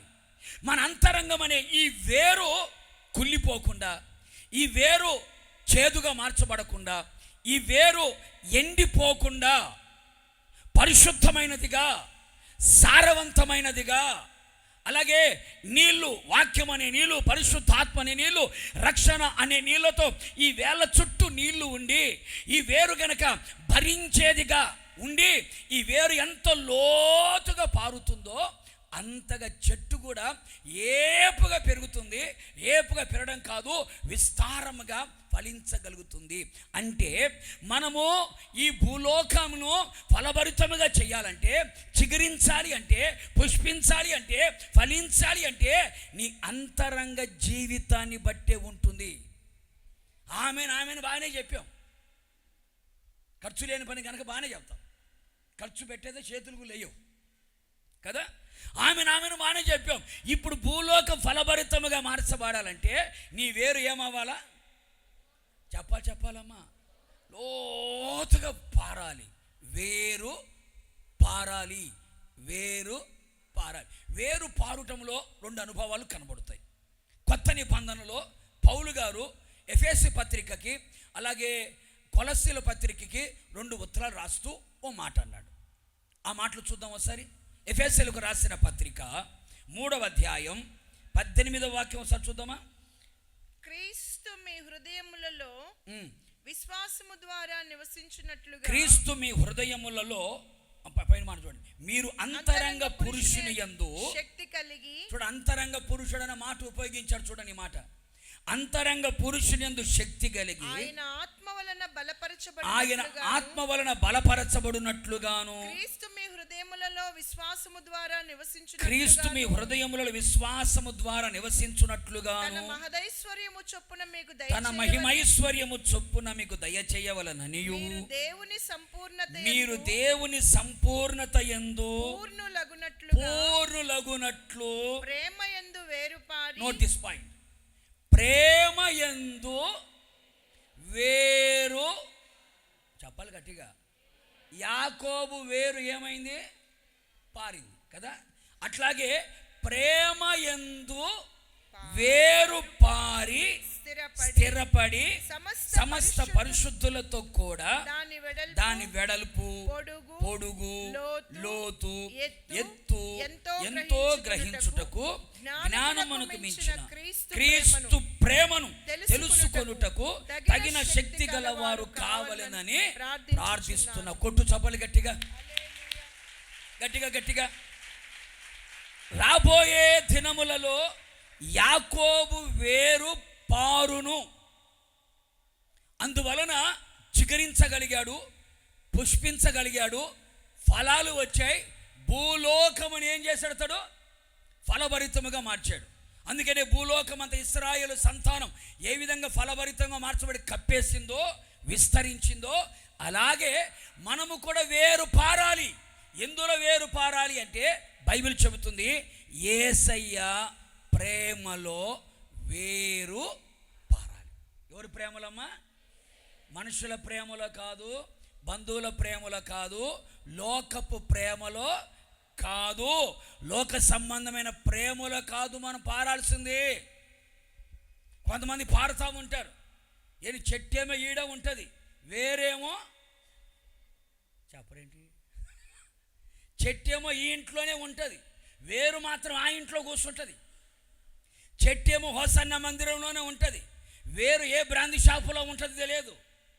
చెట్టేమో హోసన్న మందిరం తెల్లబట్టలు వేసుకొని కనపడుతుంది, మరి ఈ వేరు ఏ కొంపల దగ్గర ఉంటుందో తెలియదు, ఏ ప్యాకాడ దగ్గర ఉంటుందో తెలియదు, ఇది ఏ క్లబ్లో ఏ పబ్బులో ఉంటుందో తెలియదు, లేకపోతే ఎక్కడ ఏ కార్యక్రమాలు చేస్తుందో తెలియదు. మన వేరు పారాలి. ఎందులో? యేసయ్య ప్రేమలో వేరు పారాలి. కొడుచబలి గట్టిగా. మీరు అంతరంగ పురుషుని యందు శక్తి గలవారగునట్లు మీరు ఆత్మలో బలపరచబడినట్లు, మీరు పరిపూర్ణులుగా మార్చబడినట్లు, యేసయ్య ప్రేమలో లోతు పొడుగు ఎత్తు మీరు గ్రహించున్నట్లు, సమస్త జ్ఞానమునకు మించిన దేవుని ప్రేమ మీరు తెలుసుకోవడానికి క్రీస్తు యేసు ప్రేమలో మనం ఎంతగా పారుతామో, యేసయ్య ప్రేమను ఎంతగా తీసుకుంటామో, యేసయ్య ప్రేమను ఎంతగా అనుభవిస్తామో, యేసయ్య ప్రేమను ఎంతగా సొంతము చేసుకుంటామో, యేసయ్య ప్రేమలో మన వేరు ఎంతగా పారుతుందో ఆ పారే విధానాన్ని బట్టే మనలో ఏం కనపడతాయట? చిగురింపు కనబడుతుంది, పువ్వులు కనబడతాయి, ఫలాలు కనబడతాయి. అప్పుడు క్రీస్తు ప్రేమ చేత ప్రపంచాన్ని ఫలభరితంగా మారుస్తాడు. కూడా చెప్పలు గట్టిగాను. కనుక ప్రియమైన సహోదరి సహోదరులారా, ఈ 2026వ సంవత్సరములో మనమందరము క్రీస్తు ప్రేమలో వేరు పారుదుముగాక, క్రీస్తు ప్రేమలో నిలిచి ఉందుముగాక, క్రీస్తు ప్రేమను కలిగి ఉందుముగాక, క్రీస్తు ప్రేమతో నింపబడేదముగాక. ఇతడు దేవునిని ప్రేమించువాడు, ఇతరుల దేవుని ప్రేమ ఉందని మనుష్యులు గ్రహించెదరుగాక. మన దేవుని ప్రేమ ఉందా? ఏ ప్రేమ ఉంది మనలో? దేవుని ప్రేమిస్తున్నామని చెప్పి నటించుచు లోకపు ప్రేమతో నింపుకున్న వాళ్ళు ఎంతమంది ఉన్నారు? దేవుని ప్రేమ కలిగి ఉన్నానని చెప్పి మనుషుల ప్రేమతో నింపబడిన వాళ్ళు ఎంతమంది ఉన్నారు? దేవుని ప్రేమిస్తున్నాను అని చెప్పి దేవుని ప్రేమ తప్ప అన్ని ప్రేమలతో హృదయాన్ని నింపుకున్న వాళ్ళు ఎంతమంది ఉన్నారు? మన హృదయాన్ని తెరచి చూస్తే, మన మనస్సును తెరచి చూస్తే, మన దేహాన్ని తెరచి చూస్తే అందులో దేవుని ప్రేమే కనబడాలి, మరొక ప్రేమ కనబడకూడదు. ప్రేమలో వేరుపారాలి. ప్రతిరోజు యేసయ్య ప్రేమను తెలుసుకోవాలి, యేసయ్య ప్రేమలో పరిపూర్ణత చెందాలి, క్రీస్తు ప్రేమ పత్రికగా మనం కనబడాలి. ఆయన ప్రేమను తెలుసుకోకపోతే, ఆయన ప్రేమలో ఉన్నటువంటి లోతు ఎత్తు పొడవు మనం తెలుసుకోకపోతే యేసయ్యలో ఎలా ఫలించగలుగుతాం మనం? అందుకని బైబిల్ చెబుతుంది, ఒకప్పుడు దేవుని ప్రేమకు దూరముగా ఉన్న పౌలు అలియాసు సౌలు దేవుని ప్రేమను తెలుసుకున్న తర్వాత ఎంతగా ఫలించాడండి అతను. యేసయ్యతో తిరిగిన శిష్యులకు లేని ఘనత, యేసయ్యతో తిరిగిన శిష్యులకు లేని ఆధిక్యత పౌలు గారికి పరిశుద్ధ గ్రంథం ఇవ్వలేదా? 14 పత్రికలు కొత్త నిబంధన ఉందంటే పౌలు గారు రాసిన 14 పత్రికలే కదా. సంఘం సంపూర్ణతలోకి రావడానికి కావలసిన మాటలు పౌలు గారు ద్వారా దేవుడు రాయించాడు. యేసయ్య పుట్టుక, యేసయ్య సిలువ, యేసయ్య మరణం, యేసయ్య పునరుత్థానం, పరలోక రాజ్యానికి వచ్చిన ప్రతి మర్మాలు దేవుడు పౌలు గారి ద్వారా ఎందుకయ్యా అంటే యేసయ్య ప్రేమను ఎక్కువగా తీసుకున్నాడు, ఎక్కువగా అనుభవించాడు గనక ఆయన ప్రేమలో ఉన్న అనుభవాలన్నీ కూడా రాయగలుగుతున్నాడు. కనుక ప్రస్తుతం మనము లోకములో ఉంటున్నాము గనక ఏ లోకపు ప్రేమ మనలో కనబడకుండా, ఏ మనుషుల ప్రేమ కనబడకుండా ఆయన ప్రేమాతిశయము చేత మనం మూర్ఛిల్లునట్లుగా, ఆయన ప్రేమ ద్రాక్ష రసధారల కన్నా మధురమైన ఆయన ప్రేమలో మనం నిలిచి ఉండాలి. కొడు చప్పలు గట్టిగా యేసయ్య ప్రేమలో వేరు పారాలి. యేసయ్య ప్రేమ ఎదుట ఏ ప్రేమ నిలబడకూడదు, యేసయ్య ప్రేమ ఎదుట ఏ ప్రేమ కనబడకూడదు. నిన్ను చూచిన వాళ్ళు నీలో యేసయ్య ప్రేమను చూడాలి. యేసయ్యల ప్రేమలో వేరుపాడడం అంటే ఆ ప్రేమలో వేరు పారేమనుకోండి, వచ్చే ఫలాలు కూడా దేవుని ప్రేమతోనే కనబడతాయి. కోపాలు ఉండవు, ద్వేషాలు ఉండవు, అసూయలు ఉండవు, కక్షలు ఉండవు, క్రోధాలు ఉండవు, మత్సరాలు ఉండవు, ఓర్చుకోలేని స్వభావాలు ఉండవు కదా. అందుకని పౌలు గారు చాలా చోట్ల అంటాడు, మీరు ప్రేమ కలిగి సత్యము చెప్పండి, ఒకరి ఎడల ఒకరు మిక్కుటమైన ప్రేమ కలిగి ఉండండి. ప్రేమ సహిస్తుంది, ప్రేమ ఓర్చుకుంటుంది, ప్రేమ అన్నిటిని కప్పుతుంది, ప్రేమ దీర్ఘకాలము సహించగలుగుతుంది. మనకు వరాలు ఉన్నా, తలాంతులు ఉన్నా, ఏంటి ఎలాంటి గొప్ప గొప్ప అద్భుతాలు చేసే వరాలు ఉన్నా ఇవన్నీ ఆగిపోతాయి. విశ్వాసము, ప్రేమ, నిరీక్షణ ఈ 3 నిలబడతాయి. వీటిలో శ్రేష్టమైనది ప్రేమ. కొడు చబలు గట్టిగా. శ్రేష్టమైనది ప్రేమే కదా. ఆత్మ ఫలం అనగానే మొదట వచ్చేది ఏంటి? ప్రేమే కదా. మరి క్రీస్తుల వేరు పారడం అంటే మనము క్రీస్తు ప్రేమను ఒక్కసారిగా సారమంతా పీల్చేయాల.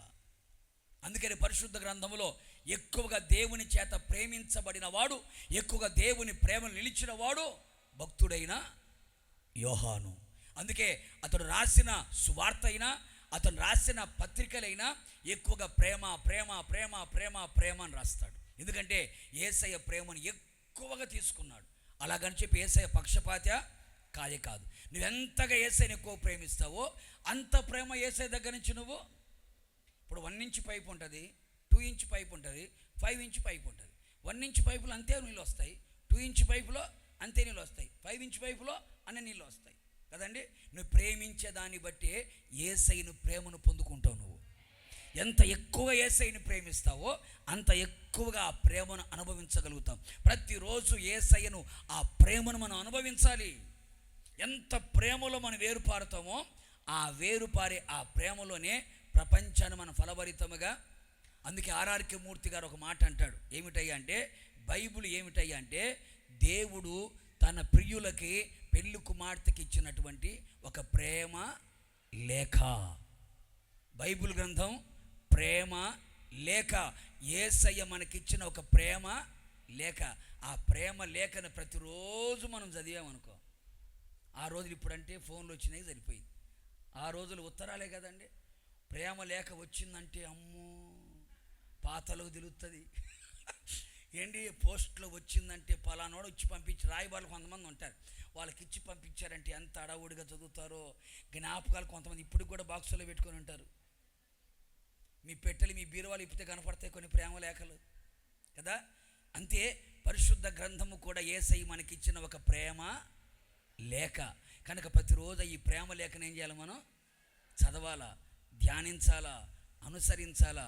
ఆయన ప్రేమనంతా తీసేసుకోవాలి. కూడా చబ్బలు గట్టిగా ఆయన. అందుకనే ప్రపంచాన్ని యేసయ్య ఒక్క ఆయుధము చేతబట్టాడా? ఒక్క ఆయుధము కూడా యేసయ్య చేతబట్టలే.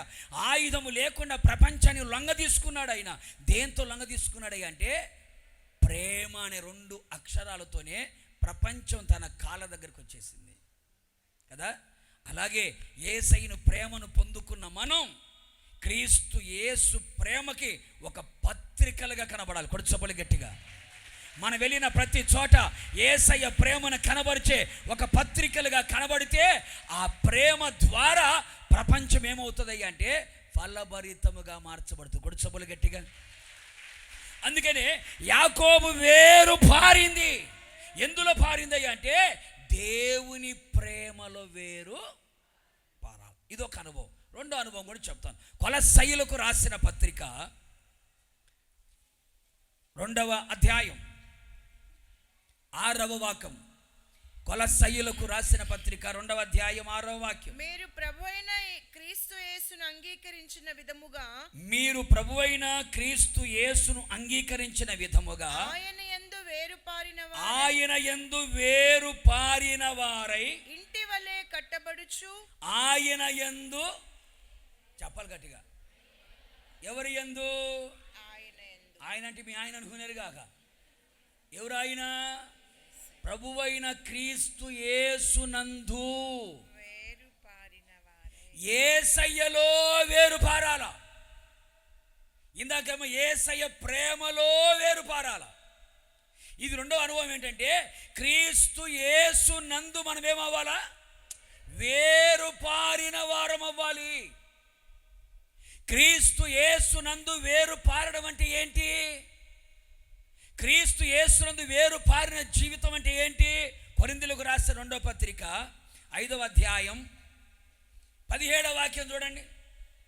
ఎవడైనను క్రీస్తునందు ఉన్న ఎడల, క్రీస్తు యేసునందు వేరు పారిన ఎడల వాడు నూతన సృష్టి. ఇట్లా చదవండి. ఎవడైనా ఎందుకు? నేను అని చదువుకోలే. ఎవరితో మనకెందుకు? నేను క్రీస్తు యేసునందు వేరు పారిన ఎడల నేనెవరిని? నూతన సృష్టిని. నేను నూతన సృష్టిని గనక నాలో ఉన్న పాతవి గతించిపోయాయి, సమస్తం ఏమయ్యాయి? నూతనమాయను. కొట్టు చప్పలు గట్టిగా, గట్టి కొట్టాలా. అంటే రెండవ అనుభవం ఏమిటయ్యా అంటే యాకోబు వేరు పారింది. ఒకప్పుడు యాకోబులో భక్తిహీనత ఉంది. ఏముందంట? సియోనుల నుంచి విమోచకుడు వస్తాడు, యాకోబులో ఉన్న భక్తిహీనతని తొలగిస్తాడని రోమపత్రికలో యెషయా గ్రంథంలో రాయబడి ఉంటుంది ఆ మాటలు. ఇప్పుడు ఏమని రాయబడిందంటే ఇప్పుడు యాకోబు వేరు పారింది. ఎందులో పారిందయ్యా అంటే బైబిల్ చెబుతుంది క్రీస్తు యేసునందు వేరు పారాలి. క్రీస్తు యేసునందు వేరు పారుట అనే దానికి అర్థం ఏమిటయ్యా అంటే పౌలు గారు అంటాడు, ఎవడైనను క్రీస్తు యేసునందు ఉన్న ఎడల. దీని మీనింగ్ ఏంటయ్యా అంటే క్రీస్తు యేసులో మీరు వేరు పారిన ఎడల అప్పుడు మీరు ఏమవుతారో తెలుసా అండి? ఒక నూతన సృష్టిగా మీరు మార్చబడతారు. నూతన సృష్టిగా మార్చబడతారా? అప్పుడు ఏమవుతుంది? పాతవన్నీ ఏమవుతాయి? గతించిపోతాయి. అప్పుడు నీలో ఉన్నవన్నీ ఏమవుతాయి? క్రొత్తవిగా మార్చబడతాయి. అంటే క్రీస్తు యేసు నందు మనం వేరు పారిన వారమే అయితే మనలో ఉన్న ప్రాచీన స్వభావాలన్నీ పోతాయి, నవీన స్వభావము కలుగుతుంది. అప్పుడు ఈ భూలోకం ఏమవుతుంది? చెప్పాలి గట్టిగా. మనకేమో సంవత్సరాలు మారిపోతున్నా, క్యాలెండర్లు మారిపోతున్నా, క్యారెక్టర్లు మాత్రం మారట్లే. 2025 క్యాలెండర్ తీసేసా, కొత్త క్యాలెండర్ 30 రూపాయలు పెట్టి కొన్నా, తగిలించుకున్నా. కొత్త సంవత్సరం రాగానే కొత్త బట్టలు వేసుకున్నా, కొత్త సంవత్సరం రాగానే కొత్త బైబిల్ కొనుక్కున్నా, కొత్త సంవత్సరం కొత్త డైరీ అంటారే కానీ క్యారెక్టర్లో మాత్రం మార్పు రావట్లే. భూలోకం సంవత్సరాలు మారిపోతూనే ఉంటుంది. ఇప్పుడేమో 2026 కొత్తది అంటాం, డిసెంబర్ వచ్చేలోపల ఏమంటాము? పాతది అంటాం. ఏ మనిషి కొత్తది అన్నాడో అదే మనిషి ఏమంటాడు? చెప్పాలి గట్టిగా. మనకు సంవత్సరాలు ముఖ్యం కాదు, క్యాలెండర్లు ముఖ్యం కాదు, మన క్యారెక్టర్ ముఖ్యం. మన క్యారెక్టర్ ముఖ్యము. ఇప్పుడు మనకు కావాల్సింది ఏమిటి అంటే క్రీస్తు యేసు నందు మనం ఏమవ్వాలి? వేరు పారాలి. క్రీస్తు యేసునందు వేరు పారడం అంటే అర్థం ఏంటి అంటే మన ప్రాచీన స్వభావాలన్నీ వదులుకోవాలి. అమ్మో చిగురిస్తారు, పుష్పిస్తారు, ఫలాలు వస్తాయి, భూలోకాన్ని ఫలభరితంగా మారుస్తారంటే అబ్బో 1000 వాల్ట్ బల్బు వెలిగినట్టు వెలిగింది మీ మొహాలు. రాత్రి పూటనే ఎండి వెలిగినట్టు మీ మొఖాలు. అలాంటి వెలుగు ఇప్పుడు రావాలా? ఏంటి? నీ ప్రాచీన స్వభావాన్ని నువ్వు ఎప్పుడైతే వదులుకుంటావో, నవీన స్వభావాన్ని ధరించుకుంటావో అప్పుడు నీ వేరు ఎక్కడ పారుతుందని అర్థం? క్రీస్తు యేసులో పారుతుంది. అందుకని ఇతనిలో ఉన్న ఒక్కొక్క స్వభావం ఏమైందండి? ఒక్కసారే మనిషి మార్పు చెందడు. కాలక్రమేణా ఒక్కొక్కటిగా దేవుడు ఏం చేస్తారంటే వాని స్వభావములో ప్రవర్తనలో పరివర్తన కలుగు చేసి ప్రాచీన స్వభావాలు వదిలేసి నవీన స్వభావాన్ని మనం ధరించుకున్నప్పుడు, మన క్యారెక్టర్లో కాస్త మార్పు కలిగినప్పుడు అప్పుడు యేసుక్రీస్తులో మనం ఏమవుతున్నామని అర్థము. ప్రాచీన స్వభావం ఏంటి? 2 రెఫరెన్స్ చదివిస్తా. ఎఫెసీ పత్రిక చూడండి. ఎఫెసీలకు రాసిన పత్రిక 4వ అధ్యాయం 22, 23, 24 చూడండి. కావున మునుపటి ప్రవర్తన విషయంలో అయితే మోసకరమైన మునుపటి అన్నప్పుడు ఏమనుకోవాలమ్మా నువ్వు? 2020 మాట్లాడు, కొత్త సంవత్సరం కదా, మరి పాత అయిపోయిందని దాన్ని వదిలిపెట్టకూడదు కదా మనం అని. 2025వ సంవత్సరంలో మన ప్రవర్తన విషయంలోనైతే మోసకరమైన భర్తను మోసం చేసి, భార్యను మోసం చేసి, పిల్లల్ని మోసం చేసి, సంఘాన్ని మోసం చేసి, సేవకుల్ని మోసం చేసి, ఉద్యోగంలో ఉన్న పై అధికారులను మోసం చేసి మోసముతోనే బ్రతికావు. జనాలను కళ్ళు కప్పేశావు. మోసకరమైన జీవితం 2025లో బ్రతికావు. మోసపోకుడి దేవుడు వెక్కిరింపబడడు. ఏ మోసకరమైన బ్రతుకులో బ్రతికావో. అందుకని మోసకరమైన దురాశల వలన చెడిపోవు. మీ ప్రాచీన స్వభావాన్ని ఏం చేయాలమ్మా? వదులుకోవాలి. ఆ అబ్బాయిని వదులుకోమ్మా, ఎందుకు నీ బతుకు బాగుపడుతుందంటే నేను వదులుకోను. ఉంటే ఇద్దరం కలిసి బతకాలి, లేకపోతే ఇద్దరు కలిసి లుంగి కట్టుకొని సున్ని కట్టుకొని దూకాల. ఏ డ్యామ్ అది? కేసీఎల్ కెనాలి ఇది. దేంట్లో దాన్ని దూకేయడమే. ఎందుకు? వదులుకో ప్రాచీన స్వభావాన్ని. ఎందుకు మోసపోతావు? నీ జీవితం మోసపరుచుకుంటావు. ఎందుకని దురాశలో బ్రతుకుతావు నువ్వు?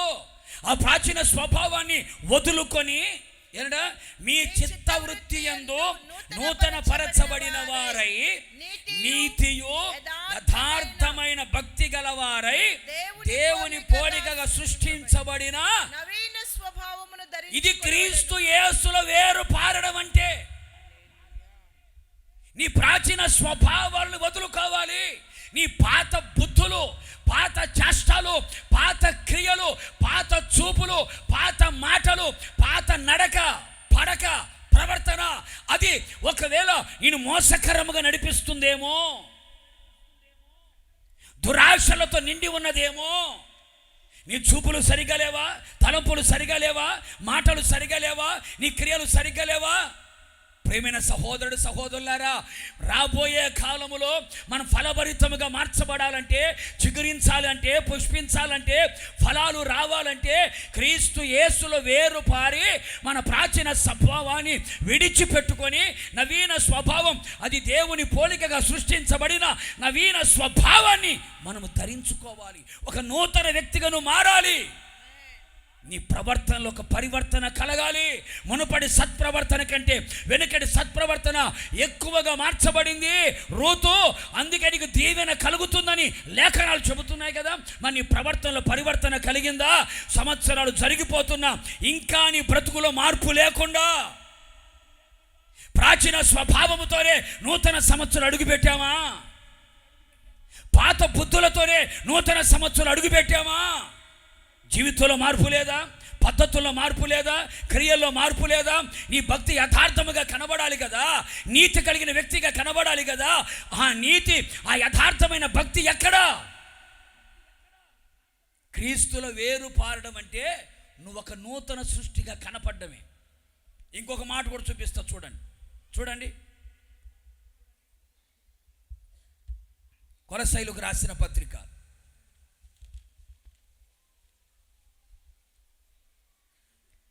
3వ అధ్యాయం 5 నుంచి 10 వాక్యాలు.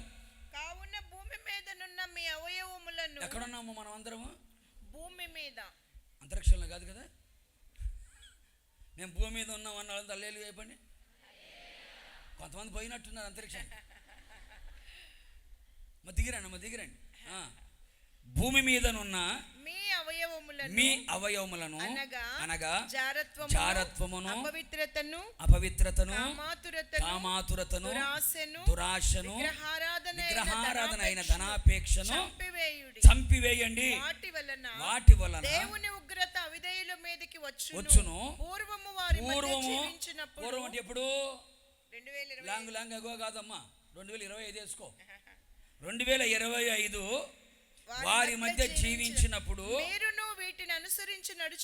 వీటిని కూడా మీరు అనుసరించి నడుచుకున్నారు. ఇప్పుడైతే అంటే ఇప్పుడు 2026లో అయితే కోపము, ఆగ్రహము, దుష్టత్వము, దూషణ, మీ నోట బూతులు, వీటన్నిటిని ఏం చేయాలి? పైన ఏమన్నాడు? సంపేరా బాబు అన్నాడు. సంపేసే సమాధి చేసే అన్నాడు. ఇప్పుడేమన్నాడు? విసర్జించుడు అనే పదం అన్నిటికీ వాడరు, కొన్నిటికే వాడితే చెప్పకూడదు కానీ చెప్తున్నా. అప్పుడప్పుడు గోళ్ళ మీద కనపడతా ఉండే విసర్జించుడు అంటే మరలా దాని వైపు చూడొద్దు అని అర్థం. కక్కిన దానికి కుక్క తిరిగినట్టుగా, కడగబడిన పంది మరల బురదలోకి పోయినట్టుగా పోకండి అని అర్థం. దాని అట్లా చెప్పలేక పేతురు ఇలా చెప్పాడు. ఎందుకంటే సింపుల్ లాంగ్వేజ్ పేతురుది, హార్డ్ లాంగ్వేజ్ చెప్పాలి గట్టిగా. పౌలు గారు సింపుల్ లాంగ్వేజ్ చెప్పాడు. కుక్క తన వాంతికి తిరిగినట్టుగా, కడగబడిన పంది బురదలోకి మరల వచ్చినట్టుగా. పందిని శుభ్రంగా మైసూర్ శాండిల్ వేసి సోపేసి 2026 2025లో కొత్త సంవత్సరంలో మైసూర్ శాండిల్ సోపేసి బాప్తీసం ఇచ్చి శుభ్రంగా కడిగారు. కడిగిన ఈ పందిని పల్లకిలో తీసుకెళ్తున్నారు. ఎక్కడికండి? ఆరాధన పల్లకి నీవే అని పాడతాను చూసామండి.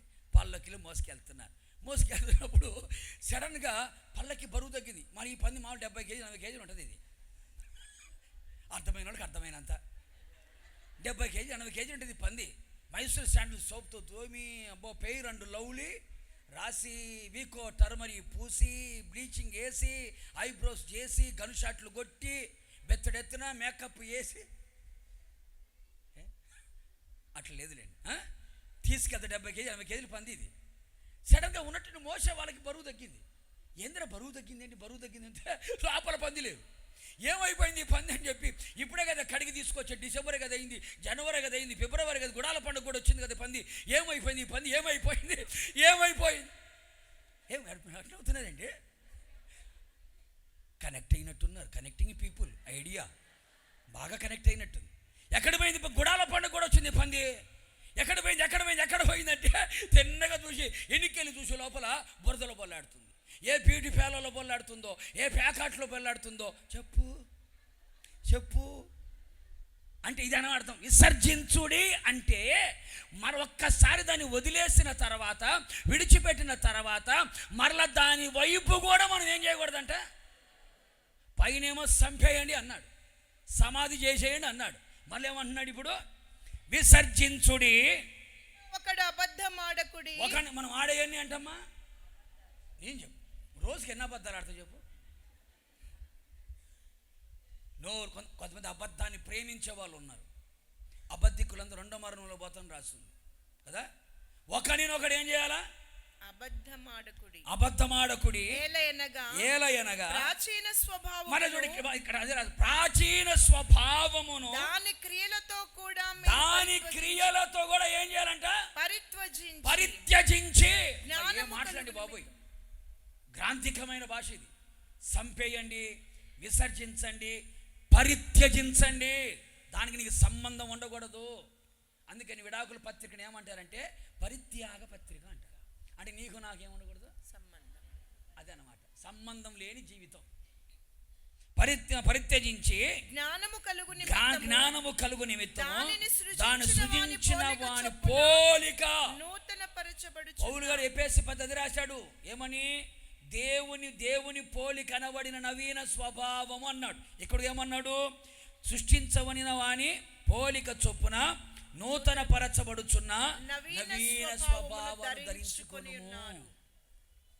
ఏ జారత్వం ఉందో, ఏ అపవిత్రత ఉందో, ఏ కామాతురత ఉందో, ఏ అబద్ధాలు ఉన్నాయో, ఏ ధనాపేక్ష ఉందో, ఏ దురాశలు ఉన్నాయో 2025వ సంవత్సరంలో, ఈ 2026వ సంవత్సరంలో ఇప్పుడైతే నువ్వు క్రీస్తు యేసు నందు వేరు పారిన వ్యక్తివే అయితే చంపేసి, విసర్జించి, పరిత్యజించి, ప్రాచీన స్వభావాన్ని వదులుకొని దేవుని చేత సృష్టించబడిన నవీన స్వభావాన్ని మనం ధరించుకొని క్రీస్తు యేసు పోలికలో గనక మనం ఉండగలిగితే, ఈ నవీన స్వభావాన్ని ధరించుకొనిన వ్యక్తి ఎక్కడ ఉంటాడో అక్కడ భూలోకమంతా ఫలభరితమే. కొడుచబలి గట్టిగా. ఇది క్రీస్తు యేసులో వేరు పారడం అంటే. యాకోబు కూడా ఎబ్బోకు రేవు దగ్గరకు వచ్చినప్పుడు, ఎబ్బోకు రేవు దగ్గర తన తప్పును ఒప్పుకున్నాడు. మరలా బేతేలు దేవుడు ప్రత్యక్షమై అక్కడ మాట్లాడితే తన జీవితాన్ని తను పవిత్రపరుచుకున్నాడు, శుద్ధీకరణ చేసుకున్నాడు. ఎప్పుడైతే శుద్ధీకరణ చేసుకున్నాడో దేవుడు పిలవక ముందే యాకోబు దగ్గరకు వచ్చి యాకోబుని ఏం చేశాడట? ఆశీర్వదించాడు. ఎబ్బోకు రేవు దగ్గర ఇతడు దేవుని పిలిచాడు. నన్ను ఆశీర్వదించు, నన్ను ఆశీర్వదించు, దించు అని ఎబ్బోకు రేవు దగ్గర యాకోబే అడిగాడు. కానీ బేతేలుకి వెళ్ళడానికి ముందు తన కుటుంబంతో పరిశుద్ధపరుచుకొని శుద్ధీకరించుకొని ఇప్పుడు వెళ్తూ ఉంటే యాకోబు పిలవకుండానే దేవుడు ప్రత్యక్షమయ్యాడు. నిన్ను నువ్వు పరిశుద్ధపరుచుకుంటే, నిన్ను నువ్వు శుద్ధీకరించుకుంటే నువ్వు యేసయ్యని పిలవాల్సిన అవసరం లేదు. యేసయ్య నీ దగ్గరకు వస్తాడు. కొడు చప్పలు గట్టిగా. యేసయ్య నీ దగ్గరకు వస్తాడు. నీకు మేలు కలుగునట్లుగా, నువ్వు ఫలభరితముగా మార్చబడినట్లుగా, చిగురించున్నట్లుగా, పుష్పించున్నట్లుగా, ఫలములు ఇచ్చున్నట్లుగా, భూలోకమును ఫలభరితముగా మార్చున్నట్లుగా ప్రాచీన స్వభావాన్ని వదులుకొని ఒక పరిశుద్ధమైన స్వభావముతో దేవుని సన్నిధిలో కనబడుదుముగాక. ఒక పవిత్రతను ధరించుకొందుముగాక, ఒక పరిశుద్ధతను ధరించుకొందుముగాక. లోపల బయట ఒక పవిత్రత నేను నీవు మనము కలిగి ఉన్న రోజునే మనము క్రీస్తులో వేరు పారాము అని అర్థం. యేసయ్య ప్రేమలో వేరు పారితే మన మాట, మన చూపు, మన ఆలోచన స్వార్థము లేని నిస్వార్థమైన పవిత్రమైన ప్రేమే కనబడుతుంది. క్రీస్తు యేసునందు వేరు పారామంటే నిన్ను చూచిన వాడు నీలో ఏం చూడాలా? ఒక కొత్త మార్పును చూడాలా. నీ ముఖంలో మార్పు కాదమ్మా, బ్లీచింగ్ పెట్టుకున్న మార్పులు కాదు, ఐబ్రో చేసుకున్న మార్పులు కాదు కనపడాల్సింది. నీ స్వభావములో, నీ క్యారెక్టర్లో మార్పు కనపడాలా. ఇప్పుడు యాకోబు నడక మారినట్టుగా, యాకోబు జీవితం మారినట్లుగా, యాకోబులో ఉన్న భక్తిహీనత తొలగిపోయినట్లుగా అతని వేరు ఇప్పుడు పారింది. ఇప్పుడు భూలోకమంతా యాకోబు ఏం చేశాడట? చెప్పగట్టిగా ఫలభరితంగా మార్చినట్లుగా నిన్ను నీవు పవిత్రపరుచుకొని నీ ప్రాచీన స్వభావాన్ని గనక వదులుకొని గనక నువ్వు ఉంటే రాబోయే దినములలో మీరు ఫలభరితముగా ఉందురుగాక, ఫలభరితముగా కనబడుదురుగాక. అర్థమైన వాళ్ళందరూ గట్టిగా లేరు చెప్పండి. ఏం అర్థమైంది చెప్పు? ఏం అర్థమైంది? రాబోయే కాలంలో నేను ఫలభరితంగా మారాలి, అందుకు నా వేరు పారాలి. వేరు ఎందులో పారాలా? యేసయ్య ప్రేమలో వేరు పారాలా, క్రీస్తులో నేను వేరు పారాలా. అప్పుడు ఏమవుతుంది? నేను ఒక నూతన సృష్టిగా. సింపుల్, బాగుంలే? రాబోయే కాలంలో ఈ మేలు మీకు కలుగునుగాక. నమ్మకం ఉంటే అల్లులో చెప్పు, నమ్మకం ఉంటే అల్లులో చెప్పు. మూడవ మాట చూడండి, ఇర్మియా ప్రవచన గ్రంథం 29వ అధ్యాయం 11వ వాక్యం చూద్దామా? ఇర్మియా ప్రవచన గ్రంథం 29వ అధ్యాయం 11వ వాక్యం. నేను మిమ్మల్ని గూర్చి ఉద్దేశించిన సంగతులను నేను ఎరుగుదును. నేను మిమ్మల్ని గూర్చి ఉద్దేశించిన సంగతులు నాకు తెలుసు. రాబోవు కాలమందు, నోటీస్ పాయింట్, రాబోవు కాలమందు మీకు నిరీక్షణ కలుగునట్లు, మీకు నిరీక్షణ కలుగునట్లు అవి సమాధానకరమైన ఉద్దేశములే గాని హానికరమైనవి కావు. ఇదే యెహోవా వాక్కు. ఇది ఏ వాక్కు? యెహోవా వాక్కు. రాబోవు కాలమందు మనకు కలిగే మేలేమిటయ్యా అంటే మీకు నిరీక్షణ కలుగునుగాక. గడి చెప్పేటండి, ఏం కలుగుతుందండి? చెప్పాలి, ఏం కలగబోతుంది? అందుకే ప్రభు అంటాడు, మీ ఎడల నా ఉద్దేశములన్నీ కూడా సమాధానకరమైనవే, అలాగే మిమ్మల్ని కూర్చున్న ఉద్దేశములన్నీ నాకు తెలుసు. ఒక రకంగా చెప్పాలంటే నీ గురించి నీకంటే నా యేసయ్యకు బాగా తెలుసు, నా గురించి నాకంటే నా యేసయ్యకు బాగా తెలుసు, నీ గురించి నాకంటే కూడా యేసయ్యకు బాగా తెలుసు, నా గురించి నీకంటే కూడా యేసయ్యకు బాగా. ఈ 2026లో నీకేమి చెయ్యాలో అన్నది కూడా ప్రభువుకి, నీకు ఎప్పుడు పెళ్లి చేయాలో యేసయ్యకు తెలుసు, నీకు ఎప్పుడు పిల్లల్ని ఇవ్వాలో యేసయ్యకు తెలుసు, ఎప్పుడు నీకు ఉద్యోగం ఇవ్వాలో యేసయ్యకు తెలుసు, ఎప్పుడు నీకు సొంత గృహాన్ని ఇవ్వాలో యేసయ్యకు తెలుసు, ఎప్పుడు నీకు నీ కుటుంబంలో ఆశీర్వాదం కలగాలో ఇవన్నీ యేసయ్యకి చెప్పాలి గట్టిగా. తెలుసా తెలియదా? మనమేమో యేసయ్య కంటే మనకే ఎక్కువ తెలిసినట్టు ఫీల్ అయిపోతాం మనం. ఇంకా నాకు పెళ్లి కాలేదేంటి, ఇంకా నాకు ఉద్యోగం రాలేదేంటి, ఇంకా ఇంకా చెప్పు. ఇంతకాలం నుంచి మందిరానికి వస్తున్నానే, ఆదివారం ప్రార్థన చేయించుకుంటున్నానే, స్త్రీల కూటంలో కూడా చెబుతున్నానే, చీటీ కూడా రాసిచ్చానే, ఉపవాస కూడా ప్రార్థన పెట్టుకున్నాను, ఇంకా. దేవునికి ప్రతి ఒక్కరి మీద కొన్ని ఉద్దేశాలు ఉన్నాయి.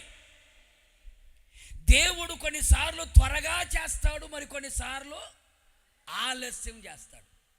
త్వరగా చేసిన ఆయన ఉద్దేశమే, ఆలస్యము చేసిన ఆయన ఉద్దేశమే.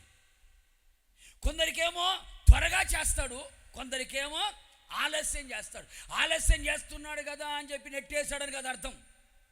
ఒక్కొక్కరి మీద దేవునికి ఒక దృష్టి ఉంది. అందుకనే నీ గురించి నాకున్న ఉద్దేశములు నాకు తెలుసు, అవి హానికరమైనవి కావు. అవి సమాధానకరమైనవే. అయితే నీకు ఏముండాలి అంటే రాబోయే కాలములో ఒక నిరీక్షణ నీకు ఉండాలి. దేవుడు నా పట్ల ఒక ఉద్దేశము కలిగి ఉన్నాడు, ఆ ఉద్దేశం నా పట్ల నెరవేరునట్లుగా మనకేముండాలి? ఒక నిరీక్షణ ఉండాలి. నిరీక్షణ ఉండాలి. ఇంకవ్వలేదే నిరాశ పడకూడదు, నిరుత్సాహపడకూడదు. దేవుని సమయం ఒకటి ఉంది. ఏ సమయం ఉంది? దేవుని సమయం ఒకటి ఉంది. మన సమయం కంటే దేవుని సమయం చాలా ముఖ్యం. మనం అనుకున్నప్పుడు జరిగేదానికంటే దేవుడు అనుకున్నప్పుడు జరిగేది చాలా ముఖ్యం. మనం తలంచినప్పుడు జరిగేదానికంటే దేవుడు తలంచినప్పుడు జరిగేది చాలా ఆశీర్వాదకరం.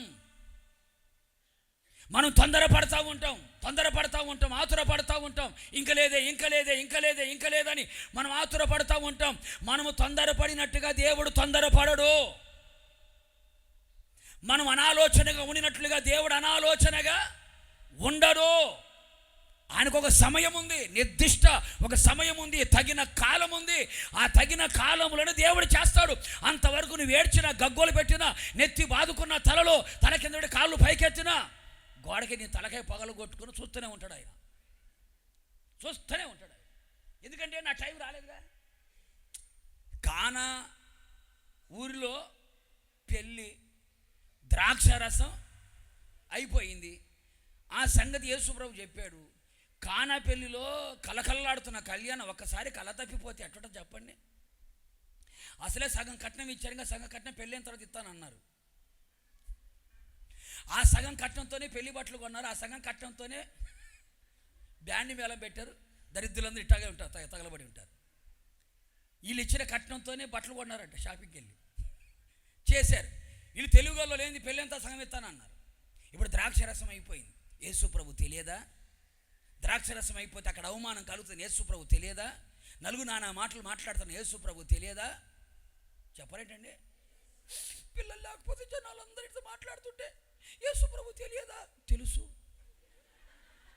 అందరికి ఉద్యోగం వచ్చి నీకు ఉద్యోగం రాలే, యేసుప్రభు తెలుసు. ఆయన తెలియదు ఏముందండి? నువ్వు పరీక్ష రాస్తే తెలియదు దేనికి నీకు ఉద్యోగం రాదని. నీ పెళ్లి కాకముందు తెలియదు, నీ పిల్లలు పుట్టడం తెలియదా? తెలుసు. పెళ్లిలో కళ తప్పిపోయింది యేసయ్యకి తెలుసా? తెలుసు. యేసయ్యకి తెలుసు. తెలిసిన వాళ్ళు ఏడ్చినా, గగ్గోలు పెట్టినా, అమ్మో డబ్బులు లేవు, ఎక్కడ పోదాం అని తల్లడిల్లిపోతున్న యేసయ్య మౌనంగా ఉన్నాడు. మరియమ్మ గారు వచ్చారు. బాబు, యేసు బాబు ఒకసారి చూడవు బాబు అని చెప్పి వేలాంగిన మాత, సాగర్ మాత, గుణదల మాత వచ్చి అడిగింది. పాపం అడిగిన యేసుప్రభు అన్నాడు, నా సమయము రాలేదమ్మా, నా టైం రావాలి కదా. మీకు ఇలాగ ఎప్పుడు పడితే అప్పుడు చేయను. నేను నాకు టైం ఉంది, నా టైం ఫాలో అవుతా నేను. దేవుని సమయం వచ్చింది. క్షణాల్లో నీళ్ళు ఏమైనాయండి? ద్రాక్షరసంగా మార్చబడ్డాయి. ఒక సూచక క్రియ జరిగింది, అక్కడ మహిమ బయలుపరచబడింది. సింపుల్. దేవుని సమయం వచ్చిందనుకో, క్షణాల్లోనే నీ బ్రతుకుల కార్యం జరగదా? దేవుడు తలుచుకుంటే ఎంత, దేవుడు ఆ టైం కొరకు మనం ఏం చేయాలా? మనమే ఇంకా రాలేదే, ఇంకా కాలేదే, ఇంకెప్పుడు ప్రభు నాదా సత్యస్వరూపి అంటే ఎట్టాగా మనం చెప్పు. అందుకే నీ గురించి నాకు ఉద్దేశాలు ఉన్నాయి. ఇప్పుడు 75 సంవత్సరాల వయసులో అబ్రహాముని దేవుడు పిలిచాడు, పిల్లల్ని ఇస్తాను అన్నాడు. అయ్యగారు ఎన్ని సంవత్సరాలు ఎదురు చూశాడండి? 24 సంవత్సరాలు ఎదురు చూశాడు కదా. ఇదిగో ఈరోజు, ఇదిగో ఈ సంవత్సరం, ఇదిగో ఈ సంవత్సరం, ఇదిగో ఈ సంవత్సరం. అందుకనే నిరీక్షణకు ఆధారము లేనప్పుడు అబ్రహాము దేవుని నమ్మెను. వాగ్దానము చేసిన వాడు నమ్మదగిన వాడు, దాన్ని నెరవేర్చడానికి సమర్థుడని రూఢిగా విశ్వసించి విశ్వాసము వలన బలము పొందెను. 24 సంవత్సరాల తర్వాత పుట్టిన ఇస్సాకు ద్వారా ప్రపంచ చరిత్ర మారలేదా? దేవుడు అనుకున్న సమయములో కనుక చేస్తే చరిత్రలే తిరగబడిపోతాయి. ఇస్సాకు ఈ రోజు వరకు ఇస్సాకు గురించి మనం మాట్లాడుకోమా? తొందరపడ్డాడు, ఆగన చేసుకున్నాడు, ఇష్మాయిల్ పుట్టాడు. ఈ రోజు వరకు పక్కల బల్యం, నెత్తి మీద కుంపటి, కాళ్ళల్లో ముళ్ళు, కంట్లో నలుసు అవ్వలే. మాట్లాడరే. ఇప్పుడు నీ సమయమా దేవుని సమయమా? చెప్పరు గట్టిగా. మరి దేవుని సమయం కొరకు ఎదురు చూసే వాళ్ళకి ఏముండాలా? రాబోయే కాలం నీకేం కలగాల? బంధకములలో పడి ఉండియో నిరీక్షణ గలవారలారా మరలా మీ కోటలోకి ప్రవేశించండి, మీకు రెండింతల మేలు కలగబోతుంది. కొడు సభలు గట్టిగా. ఏ బంధకాల్లో ఉన్నావో నాకు తెలియదు. రోగపు బంధకాల్లో ఉన్నావా, పాప బంధకాల్లో ఉన్నావా, శాపం అనే బంధకాల్లో ఉన్నావా, దరిద్రత అనే బంధకాల్లో ఉన్నావా, బాధలనే బంధకాల్లో ఉన్నావా, శ్రమలనే బంధకాల్లో ఉన్నావా, ఇరుకు ఇబ్బందులనే బంధకాల్లో ఉన్నావా, ఆర్థిక ఇబ్బందులనే బంధకాల్లో ఉన్నావా, ఏ బంధకాలలో ఒకవేళ పడి ఉన్నా ఒక నిరీక్షణ నా యేసయ్య నా జీవితంలో కార్యం చేస్తాడని నీ కళ్ళలో నిరీక్షణ, నీ నోటి మాట నిరీక్షణ, నీ ఆలోచన నిరీక్షణ, నువ్వు వేస్తున్న ప్రతి అడుగులో నిరీక్షణ. ఎన్ని రకాల మాటలే వచ్చినా, నిందలే వచ్చినా, అవమానాలే వచ్చినా, కష్టాలే వచ్చినా, ప్రతికూలమైన పరిస్థితులే నీ చుట్టుముట్టిన నీలో ఉన్న నిరీక్షణ తగ్గిపోకూడదు. ఎందుకని మన నిరీక్షణకు ఆధారం ఆయనే. కొడు చొప్పలు గట్టిగా. మన నిరీక్షణకు ఆధారం ఆయనే. కనుక ఎవరో వస్తారో ఏదో చేస్తారని బంధువుల మీద, స్నేహితుల మీద, వాళ్ళ మీద, వీళ్ళ మీద, రాజకీయ నాయకుల మీద, పలుకుబడి కలిగిన వారి మీద, అండబలం, ఖండబలం, భుజబలం, డబ్బు బలం, కులబలం, అధికార బలము కలిగిన వారి మీద కాదు మన నిరీక్షణ. సమస్తము తన నోటి మాట ద్వారా కలుగ చేసిన సృష్టికర్త అయిన దేవుడు ఒక ఆయన ఉన్నాడు. ఆయన పేరు యేసు. యేసయ్య మీద ఒక నిరీక్షణ కలిగి బ్రతుకు. హోప్లెస్, హెల్ప్లెస్లో ఉన్నావు నాకు తెలియదు. నిరాశ నీడలో నిలిచిపోయావా? నిస్సహాయ స్థితిలో ఉన్నావా? నీ జీవితంలో బతుకంత భారమై ఇంకా నా బ్రతుకెందుకని జీవితం మీద విరక్తి కలిగిన స్థితిలో ఒకవేళ ఉన్నావా? హెల్ప్లెస్లో ఒకవేళ ఉన్నావా? నిస్సహాయమైన స్థితిలో ఉన్నానయ్యా. హోప్లెస్, నిరాశలో ఒకవేళ ఉన్నావా? హోమ్లెస్, నిలబడ్డానికి నీడలేని స్థితిలో ఒకవేళ ఉన్నావా? మన నిరీక్షణ మనను సిగ్గుపరచదు. కొడుచబలి గట్టిగా. మనం ఎవరి మీద నిరీక్షణ పెట్టుకొని ఉన్నామో ఆ నిరీక్షణ మనను సిగ్గుపరచదు. కనుక ప్రియమైన సహోదరులారా, హోషేయ ప్రవచన గ్రంథం 2వ అధ్యాయం 14-15 వాక్యాలు మనము చదివితే, నేను దానిని ఆకర్షించి అరణ్యమునకు తోడుకొని పోయి ప్రేమతో నేను దానితో మాటలాడేదను అని చెప్పి ఆకోరు లోయను, శ్రమగల లోయను నిరీక్షణ ద్వారముగా నేను చేసేదను. కొడు చొప్పలు గట్టిగా. ఈ 2026లో దేని కొరకైతే ఎదురు చూస్తున్నావో, ఏదైతే రావాలి, ఏదైతే పొందుకోవాలని ప్రార్థన చేస్తున్నావో, దేని కొరకు కొన్ని సంవత్సరాలుగా, కొన్ని నెలలుగా, కొన్ని రోజులుగా దేని కొరకైతే ప్రార్థన చేస్తున్నావో, నీ ప్రార్థన ఆపొద్దు, నీ విశ్వాసం సన్నగిలిపోవద్దు. దేవుని మీద ఆశ పెట్టుకో. నీ ఆశ ఎప్పుడు నిరాశ చెందదు. అనేక రకరకాల పరిస్థితులు వస్తాయి. ఇంకా కాలేదే, ఇంకా అవ్వలేదే, ఇంకా జరగలేదే అని సూటి పోటీ మాటలు మాట్లాడే వాళ్ళు ఉంటారు. వాళ్ళ మాటలు విని నిరాశలోకి వెళ్ళొద్దు. వారి మాటలు విని విశ్వాసములు అల్పముగా మార్చబడవద్దు, విశ్వాసముల బలహీనుడిగా మార్చబడవద్దు. దేవుడు నాకు ఒక టైం ఇస్తాడు, ఆ టైం కొరకు నేను ఎదురు చూస్తున్నా. ఆ టైంలో నాకు దేవుడు ఒక మంచి ఉద్యోగాన్ని ఇస్తాడు, ఆ టైంలో నాకు మంచి వివాహం జరుగుతుంది, ఆ టైంలో మంచి గర్భఫలం వస్తుంది, ఆ టైంలో నా జీవిత చరిత్రను యేసయ్య మార్చేస్తాడు. అప్పుడు చరిత్ర పుటలో నేను నిలబడతా. వాళ్ళకు జరిగిందే, వీళ్ళకు జరిగిందే, పై ఇంటోళ్ళు జరిగిందే, కింది ఇంటోళ్ళు జరిగిందే, పక్కింటోళ్ళు జరిగిందే, నా పక్కన కూర్చున్న ఆమె నిన్నగాక మొన్న వచ్చింది, ఆమెకి జరిగిందే, ఎన్నో సంవత్సరాలు వస్తు నాకు జరగలేదే. వద్దు, నిరాశ వద్దు, నిస్పృహ వద్దు, నిస్సహాయత వద్దు, నిరీక్షణే ముద్దు. కొడు చబలి గట్టిగా గట్టిగా. నిరీక్షణ నిరీక్షణ నిరీక్షణ నిరీక్షణ కలిగి ఉండు. నా దేవుడు చేయుటకు సమర్థుడు ఆయన. అందుకంటే మీ ఎడ నాకు చాలా ఉద్దేశాలు ఉన్నాయి, చాలా తలంపులు ఉన్నాయి. అయితే అవి సమాధానకరమే. మీకు ఒక నిరీక్షణ కావాలా? మన మీద ప్రతి ఒక్క నా ఎడల, నీ ఎడల, మనందరి దేవుడు మంచి ఉద్దేశాలు ఉన్నాయండి. దాన్ని మనం అర్థం చేసుకోలేకపోతున్నాం. కొన్నిసార్లు అంటారు కదా, ఏంటి పిల్లలు మా డాడీ నన్ను అర్థం చేసుకోవట్లేదు. తండ్రికి ఉన్న ఆలోచనలు వేరు, తండ్రికి ఉన్న ఉద్దేశాలు వేరు. నీకు టైం రాలేదు నాన్న, నీ టైం వచ్చినప్పుడు అని చెప్పకుండానే చేసి పెట్టాడు ఎంతమంది ఉన్నారండి? నా దేవుడు కూడా మనకు ఉద్దేశాలు ఉన్నాయి, మనమేమో తొందరపడతా ఉంటుంది. మనకు ఆత్రం ఎక్కువ. ఏమి ఎక్కువ? మందిరానికి వచ్చేటప్పుడు ఉండదు కానీ ఆత్రం, ఇలాంటి మాత్రం ఆత్రం ఎక్కువ. చెప్పరే? దీనికి చెప్పరు, దీనికి రాదు. మందిరానికి రావడంలో ఉన్న ఆతురత దీంట్లో కనపడి ఇంకా ఇంకా ఇంకా. అందుకనే రాబో కాలంలో నీకేం కలగాల? చెప్పాలి. ప్రతి ఒక్కరు ఒక శుభప్రదమైన నిరీక్షణ దేవుడు కలుగు చెయ్యునుగాక. జీవముతో కూడిన నిరీక్షణ కలుగు చెయ్యునుగాక. ఒక నిరీక్షణ మనకు కావాలా.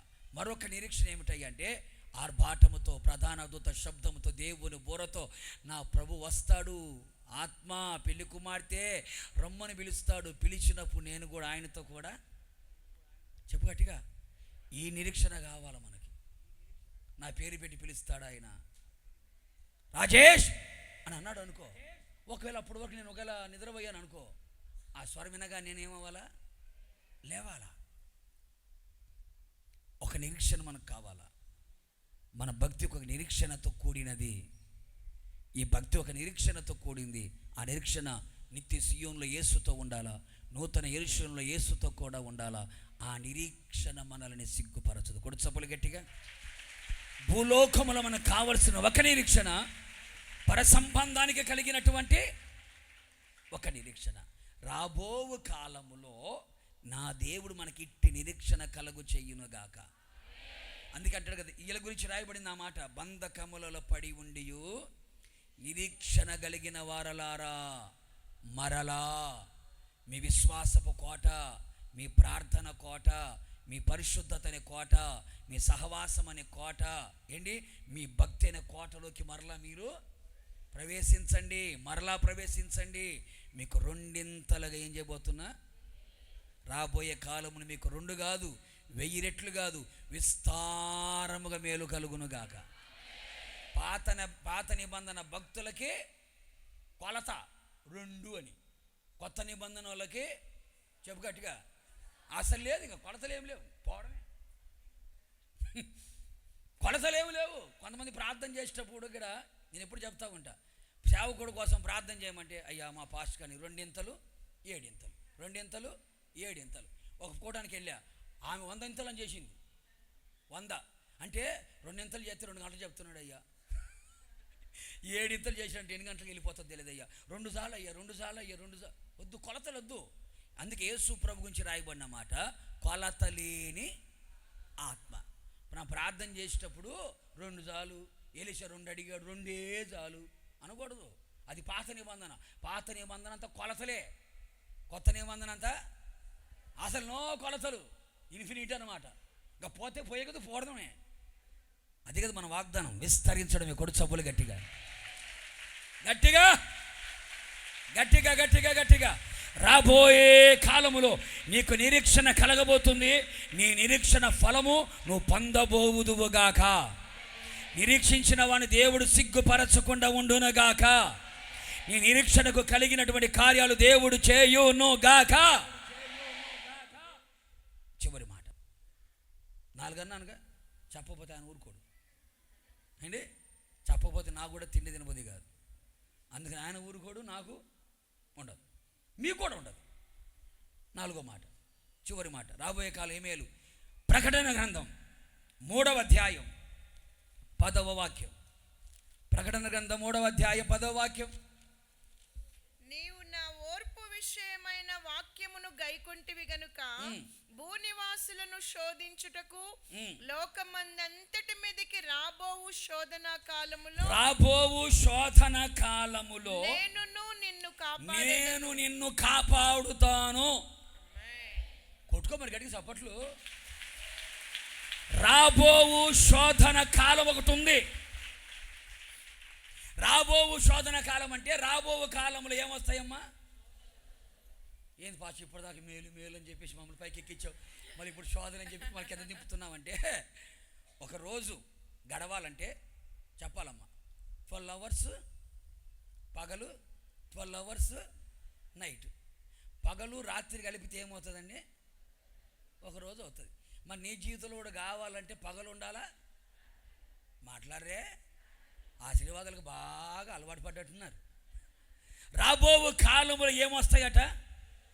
శోధనలు వస్తాయి, రావాలి కూడాను, అవసరమును బట్టి వస్తాయట. అవి కూడా మామూలుగా రావంట. ఎట్ట వస్తాయంట? నీకు అవసరం అనుకుంటే, నీ భక్తికి అవసరం అనుకుంటే, నీ కుటుంబానికి అవసరం అనుకుంటే శోధనలు వస్తాయి. నేను రావు అని చెప్పను. జీవితం ఎప్పుడు ఒకే విధంగా ఉండదు. ఎత్తు పొలాలు ఉంటాయి, చీకటి పగలు కనపడుతుంది, వస్తాయి, శోధనలు వస్తాయి. మన భక్తికి అవసరాన్ని బట్టి వస్తాయి. ఎందుకని? నశించుపోవు సువర్ణము ఏంటి అగ్ని పరీక్షకు నిలిచినదే శుద్ధ సువర్ణముగా మార్చబడినట్లుగా అవసరమును బట్టి నానా విధములైన శోధనలు వస్తాయి. నువ్వు ఎంతవరకు సహించగలుగుతావో అంతవరకే నీకు శోధనలు వస్తాయి. ఎందుకని? మన ఆత్మీయ ఎదుగుదల కొరకు కొన్ని శోధనలు వస్తాయి. అయితే ఆ శోధనలు మనం సహించేవారిగా కనబడాలి, ఆ శోధనలు నిలిచిన వారిగా కనబడాలి. శోధనలు సనుగుతా గొనుగుతా ఉండకూడదు. నాకెందుకు రావాలి శోధన? కరెక్ట్గా ఉన్నాను కదా, రోజు ప్రార్థన చేస్తాను, రోజు బైబిల్ చదువుతాను, రోజు మందిరానికి వెళ్తున్నా, అన్నీ కరెక్ట్గా పర్ఫెక్ట్గా నాకే అనకూడదు. నీకే వస్తాయి, నీకే వస్తాయి, మనకే రావాలా. శోధనలు వస్తాయి, రాబోయే కాలంలో శోధనలు కలుగుతాయి. కానీ దేవుడు చేసే మేలేంటో తెలుసా? ఆ శోధన కాలంలో ఆయనను కాపాడుతాడు. ఇది దేవుడు చేసే మేలు.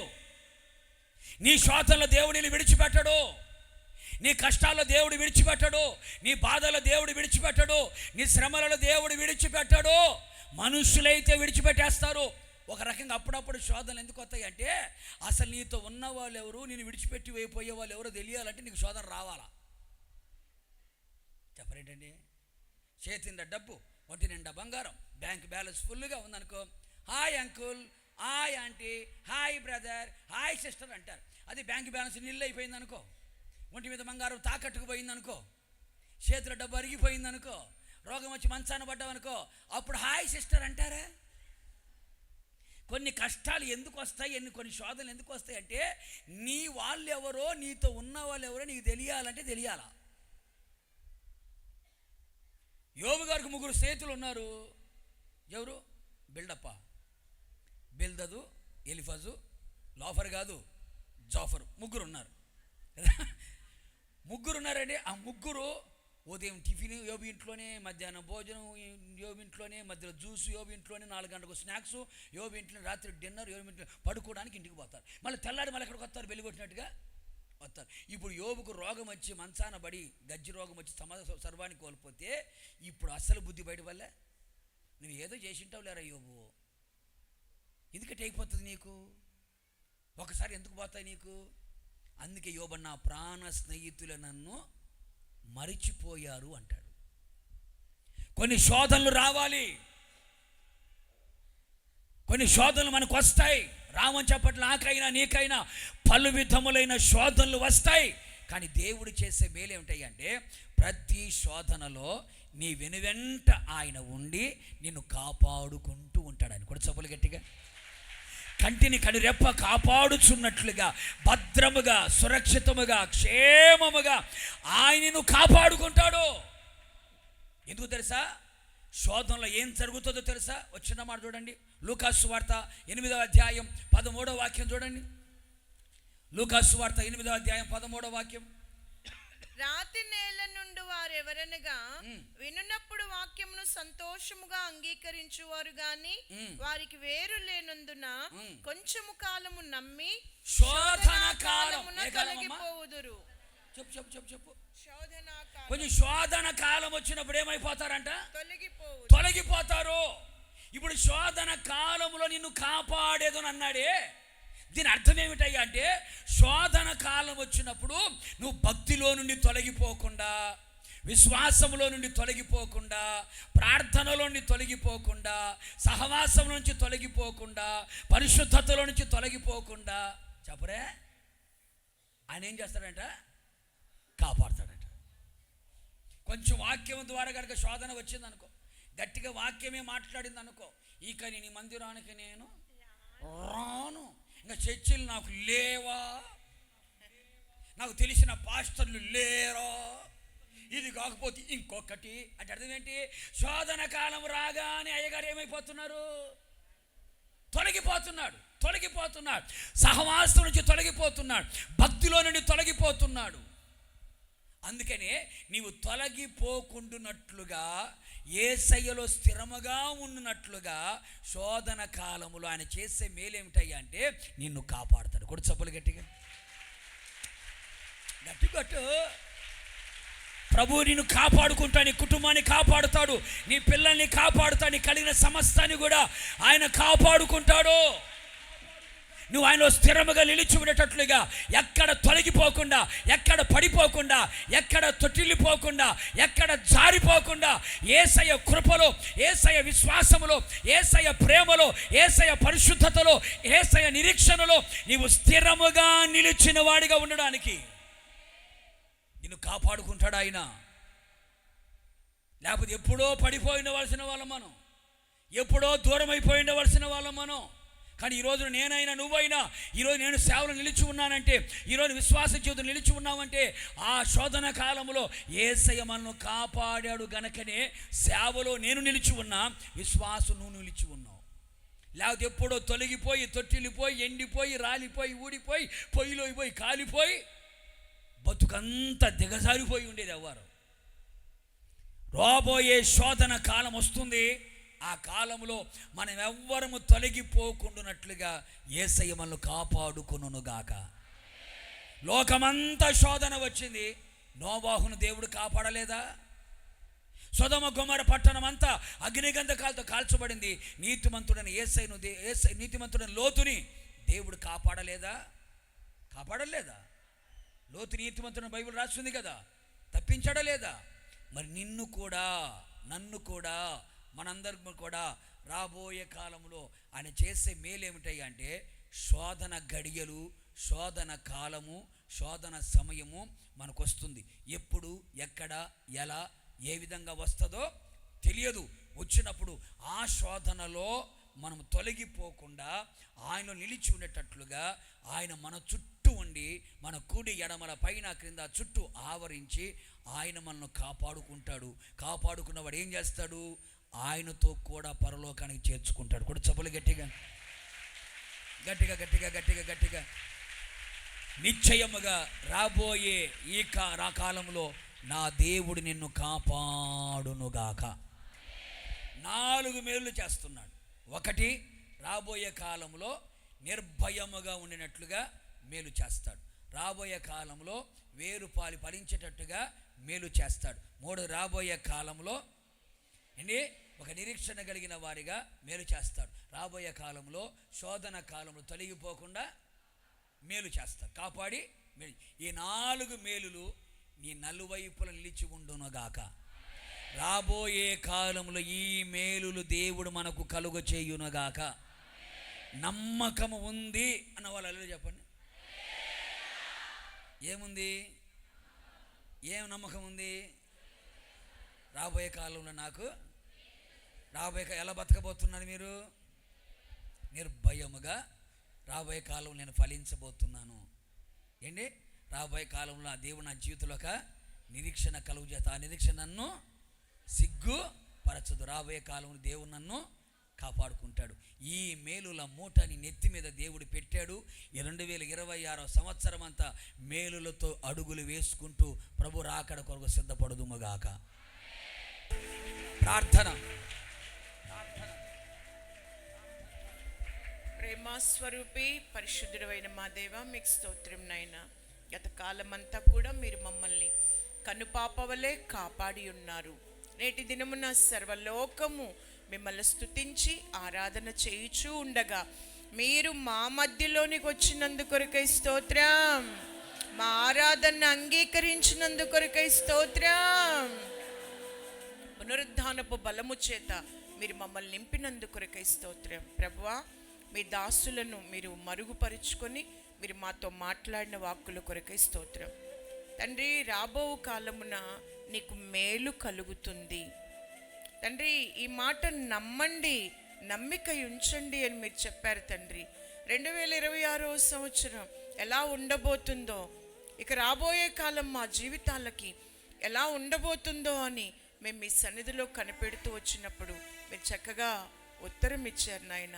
రాబోయే కాలం నువ్వు నిర్భయముగా ఉంటావు తండ్రి. ఈ ఆరాధనలో పాలు పొందిన వారిలో ఎంతమంది హృదయాలలో భయం, పిరికితనం తండ్రి, ఎవరు ఎంత అధైర్యపడిపోతూ తండ్రి భయపడిపోతూ వారి వారి జీవన ఆధార విషయంలో కుటుంబాలలో నలిగిపోతూ మీ సన్నిధికి వచ్చారు, వారందరితో మీరు తెలియచేశారయ్యా.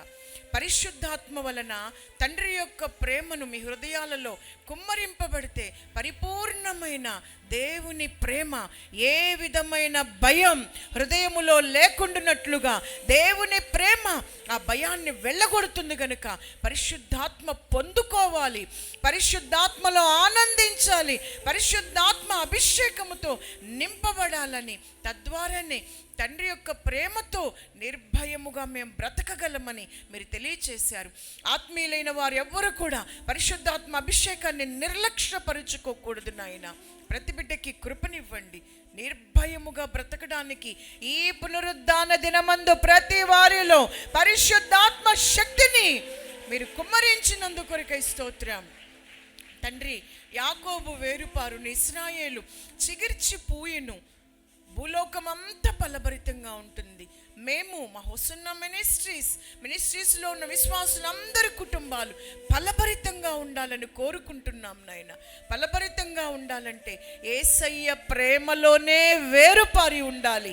ఈ మాటలు వింటున్న వారు ఒక్కొక్కరి హృదయాలలో యేసయ్య ప్రేమలో ఒక్కొక్కరు వేరుపారి ఉండేటట్లుగా తండ్రి, క్రీస్తు యేసునందు మేము వేరుపారి ఉండే అనుభవాలు ఎలాగూ నడిపిస్తాయి తండ్రి. మాలో ఉన్న ప్రాచీన స్వభావాలన్నీ తొలగిపోవాలి, చంపివేయాల్సిన కార్యాలు చంపివేయాలని తండ్రి, విసర్జించవలసిన కార్యాలు విసర్జించాలని, పరిత్వజించవలసిన కార్యాలు పరిత్వజించాలని వాక్యం మాట్లాడుతూ ఉండగా ఎవరెవరి ఆత్మీయ జీవితాలు, వ్యక్తిగత జీవితాలలో ఉన్న కార్యాలు, శరీర కార్యాలు, ప్రాచీన స్వభావాలన్నీ కూడా తొలగిపోతూ వచ్చినందుకొరకై స్తోత్రం. నిశ్చయముగా నేను కూడా నవీన స్వభావాన్ని ధరించుకోవాలి. ఈ సంవత్సరం ఇక రాబోయే కాలం నా దేవుని కొరకు నేను ఇలాగే బ్రతకాలని ఎవరు తీర్మానం చేసుకొని పశ్చాత్తాపడి ప్రభా ఇక మీదట నన్ను ఇలా బ్రతికించు ప్రభా అని ఎవరు నిర్ణయించుకున్నారో వారందరిలో మీరు క్రియ చేయబోతున్నందుకొరకై స్తోత్రం నాయన. ప్రతి విశ్వాసి కుటుంబం ఫలభరితంగా మారబోతున్నందుకు స్తోత్రం. ప్రతి వారు వారి యొక్క కుటుంబాలలో ఆర్థిక పరిస్థితుల్లో ఫలభరితంగా మీరు మార్చబోతున్నారు తండ్రి. ఆత్మీయత కూడా ఫలభరితంగా మారబోతున్నందుకు స్తోత్రం. అవును తండ్రి, మాకు రాబోయే కాలం నిరీక్షణను పుట్టిస్తుంది ప్రభు. మీకు స్తోత్రం నాయన. ఎవరి జీవితాల్లో తండ్రి నిరాశ ఉండకూడదు, ప్రతి వారిలో ఆశలు పుట్టాలి, ప్రభువు మీద ఆశలు పుట్టాలి, భవిష్యత్తు మీద ఆశలు పుట్టాలి తండ్రి. తండ్రి, ఎవరు విశ్వాసంలో బలహీనులు కాకూడదు నాయన. దేవుని సమయము కొరకు కనిపెట్టుకొని తండ్రి ప్రార్థన చేసుకునే అనుభవాలలో ప్రతి బిడ్డని నడిపించండి. మాలో ఉన్న నిరీక్షణ మమ్మల్ని సిగ్గుపరచదు తండ్రి. మీకు స్తోత్రం నాయన. రాబోయే కాలంలో శోధనలు ఎదురైనా నేను మిమ్మల్ని కాపాడుతాను అని మీరు తెలియచేశారు. ఈ మాటలు నమ్మిన వారందరి వినికిడిలో నెరవేరబోతున్నందుకొరకై స్తోత్రం. ఇలాంటి మేళ్ళు మా ప్రభు మా కొరకు చేయబోతున్నందుకొరకై స్తోత్రం.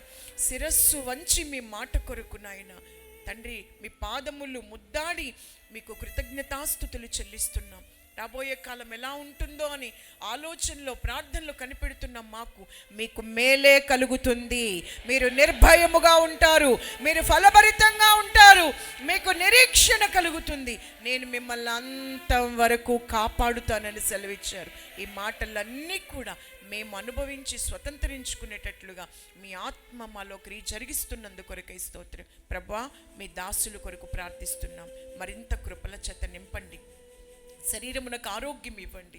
రాబోయే కాలం అంతా మీ దాసును వెనువెంట ఉండి ప్రభువా వారి ద్వారా మీరు మహిమ తెచ్చుకోండి. ప్రభువా, మీరు వచ్చేంత వరకు ప్రకాశింపచేయండి. ఈ పునరుద్ధాన ఆరాధన ఆద్యంతం ఆశీర్వాదకరముగా మీరు జరిగించినందుకొరకే కృతజ్ఞతాస్తుతులు చెల్లిస్తూ మీ రహస్య రాకుడు కొరకు మమ్మల్ని సిద్ధపరచమని యేసుక్రీస్తు నామములో అడిగి వేడుకొంచున్నాం తండ్రి, ఆమేన్. మన తండ్రి అయిన దేవుని ప్రేమ, మన ప్రభువును రక్షకుడైన యేసుక్రీస్తు వారి దివ్యమైన కృప, పరిశుద్ధాత్మని కన్యున్య సహవాసం, సన్నిధి, సముఖం, సమాధానం ఈ ఆరాధనలో పాల్గొన్న వారందరికీ, ప్రత్యక్ష ప్రసారము ద్వారా దేవుని మాటలు ఆలకించిన వారందరికీ, తీర్మానము చేసుకున్న వారందరికీ రాబోవు కాలములో మేలు చేయుచు రాకడ వరకు ప్రభువే నడిపించును గాక. ఆమేన్, ఆమేన్. గట్టిగా హల్లెలూయా.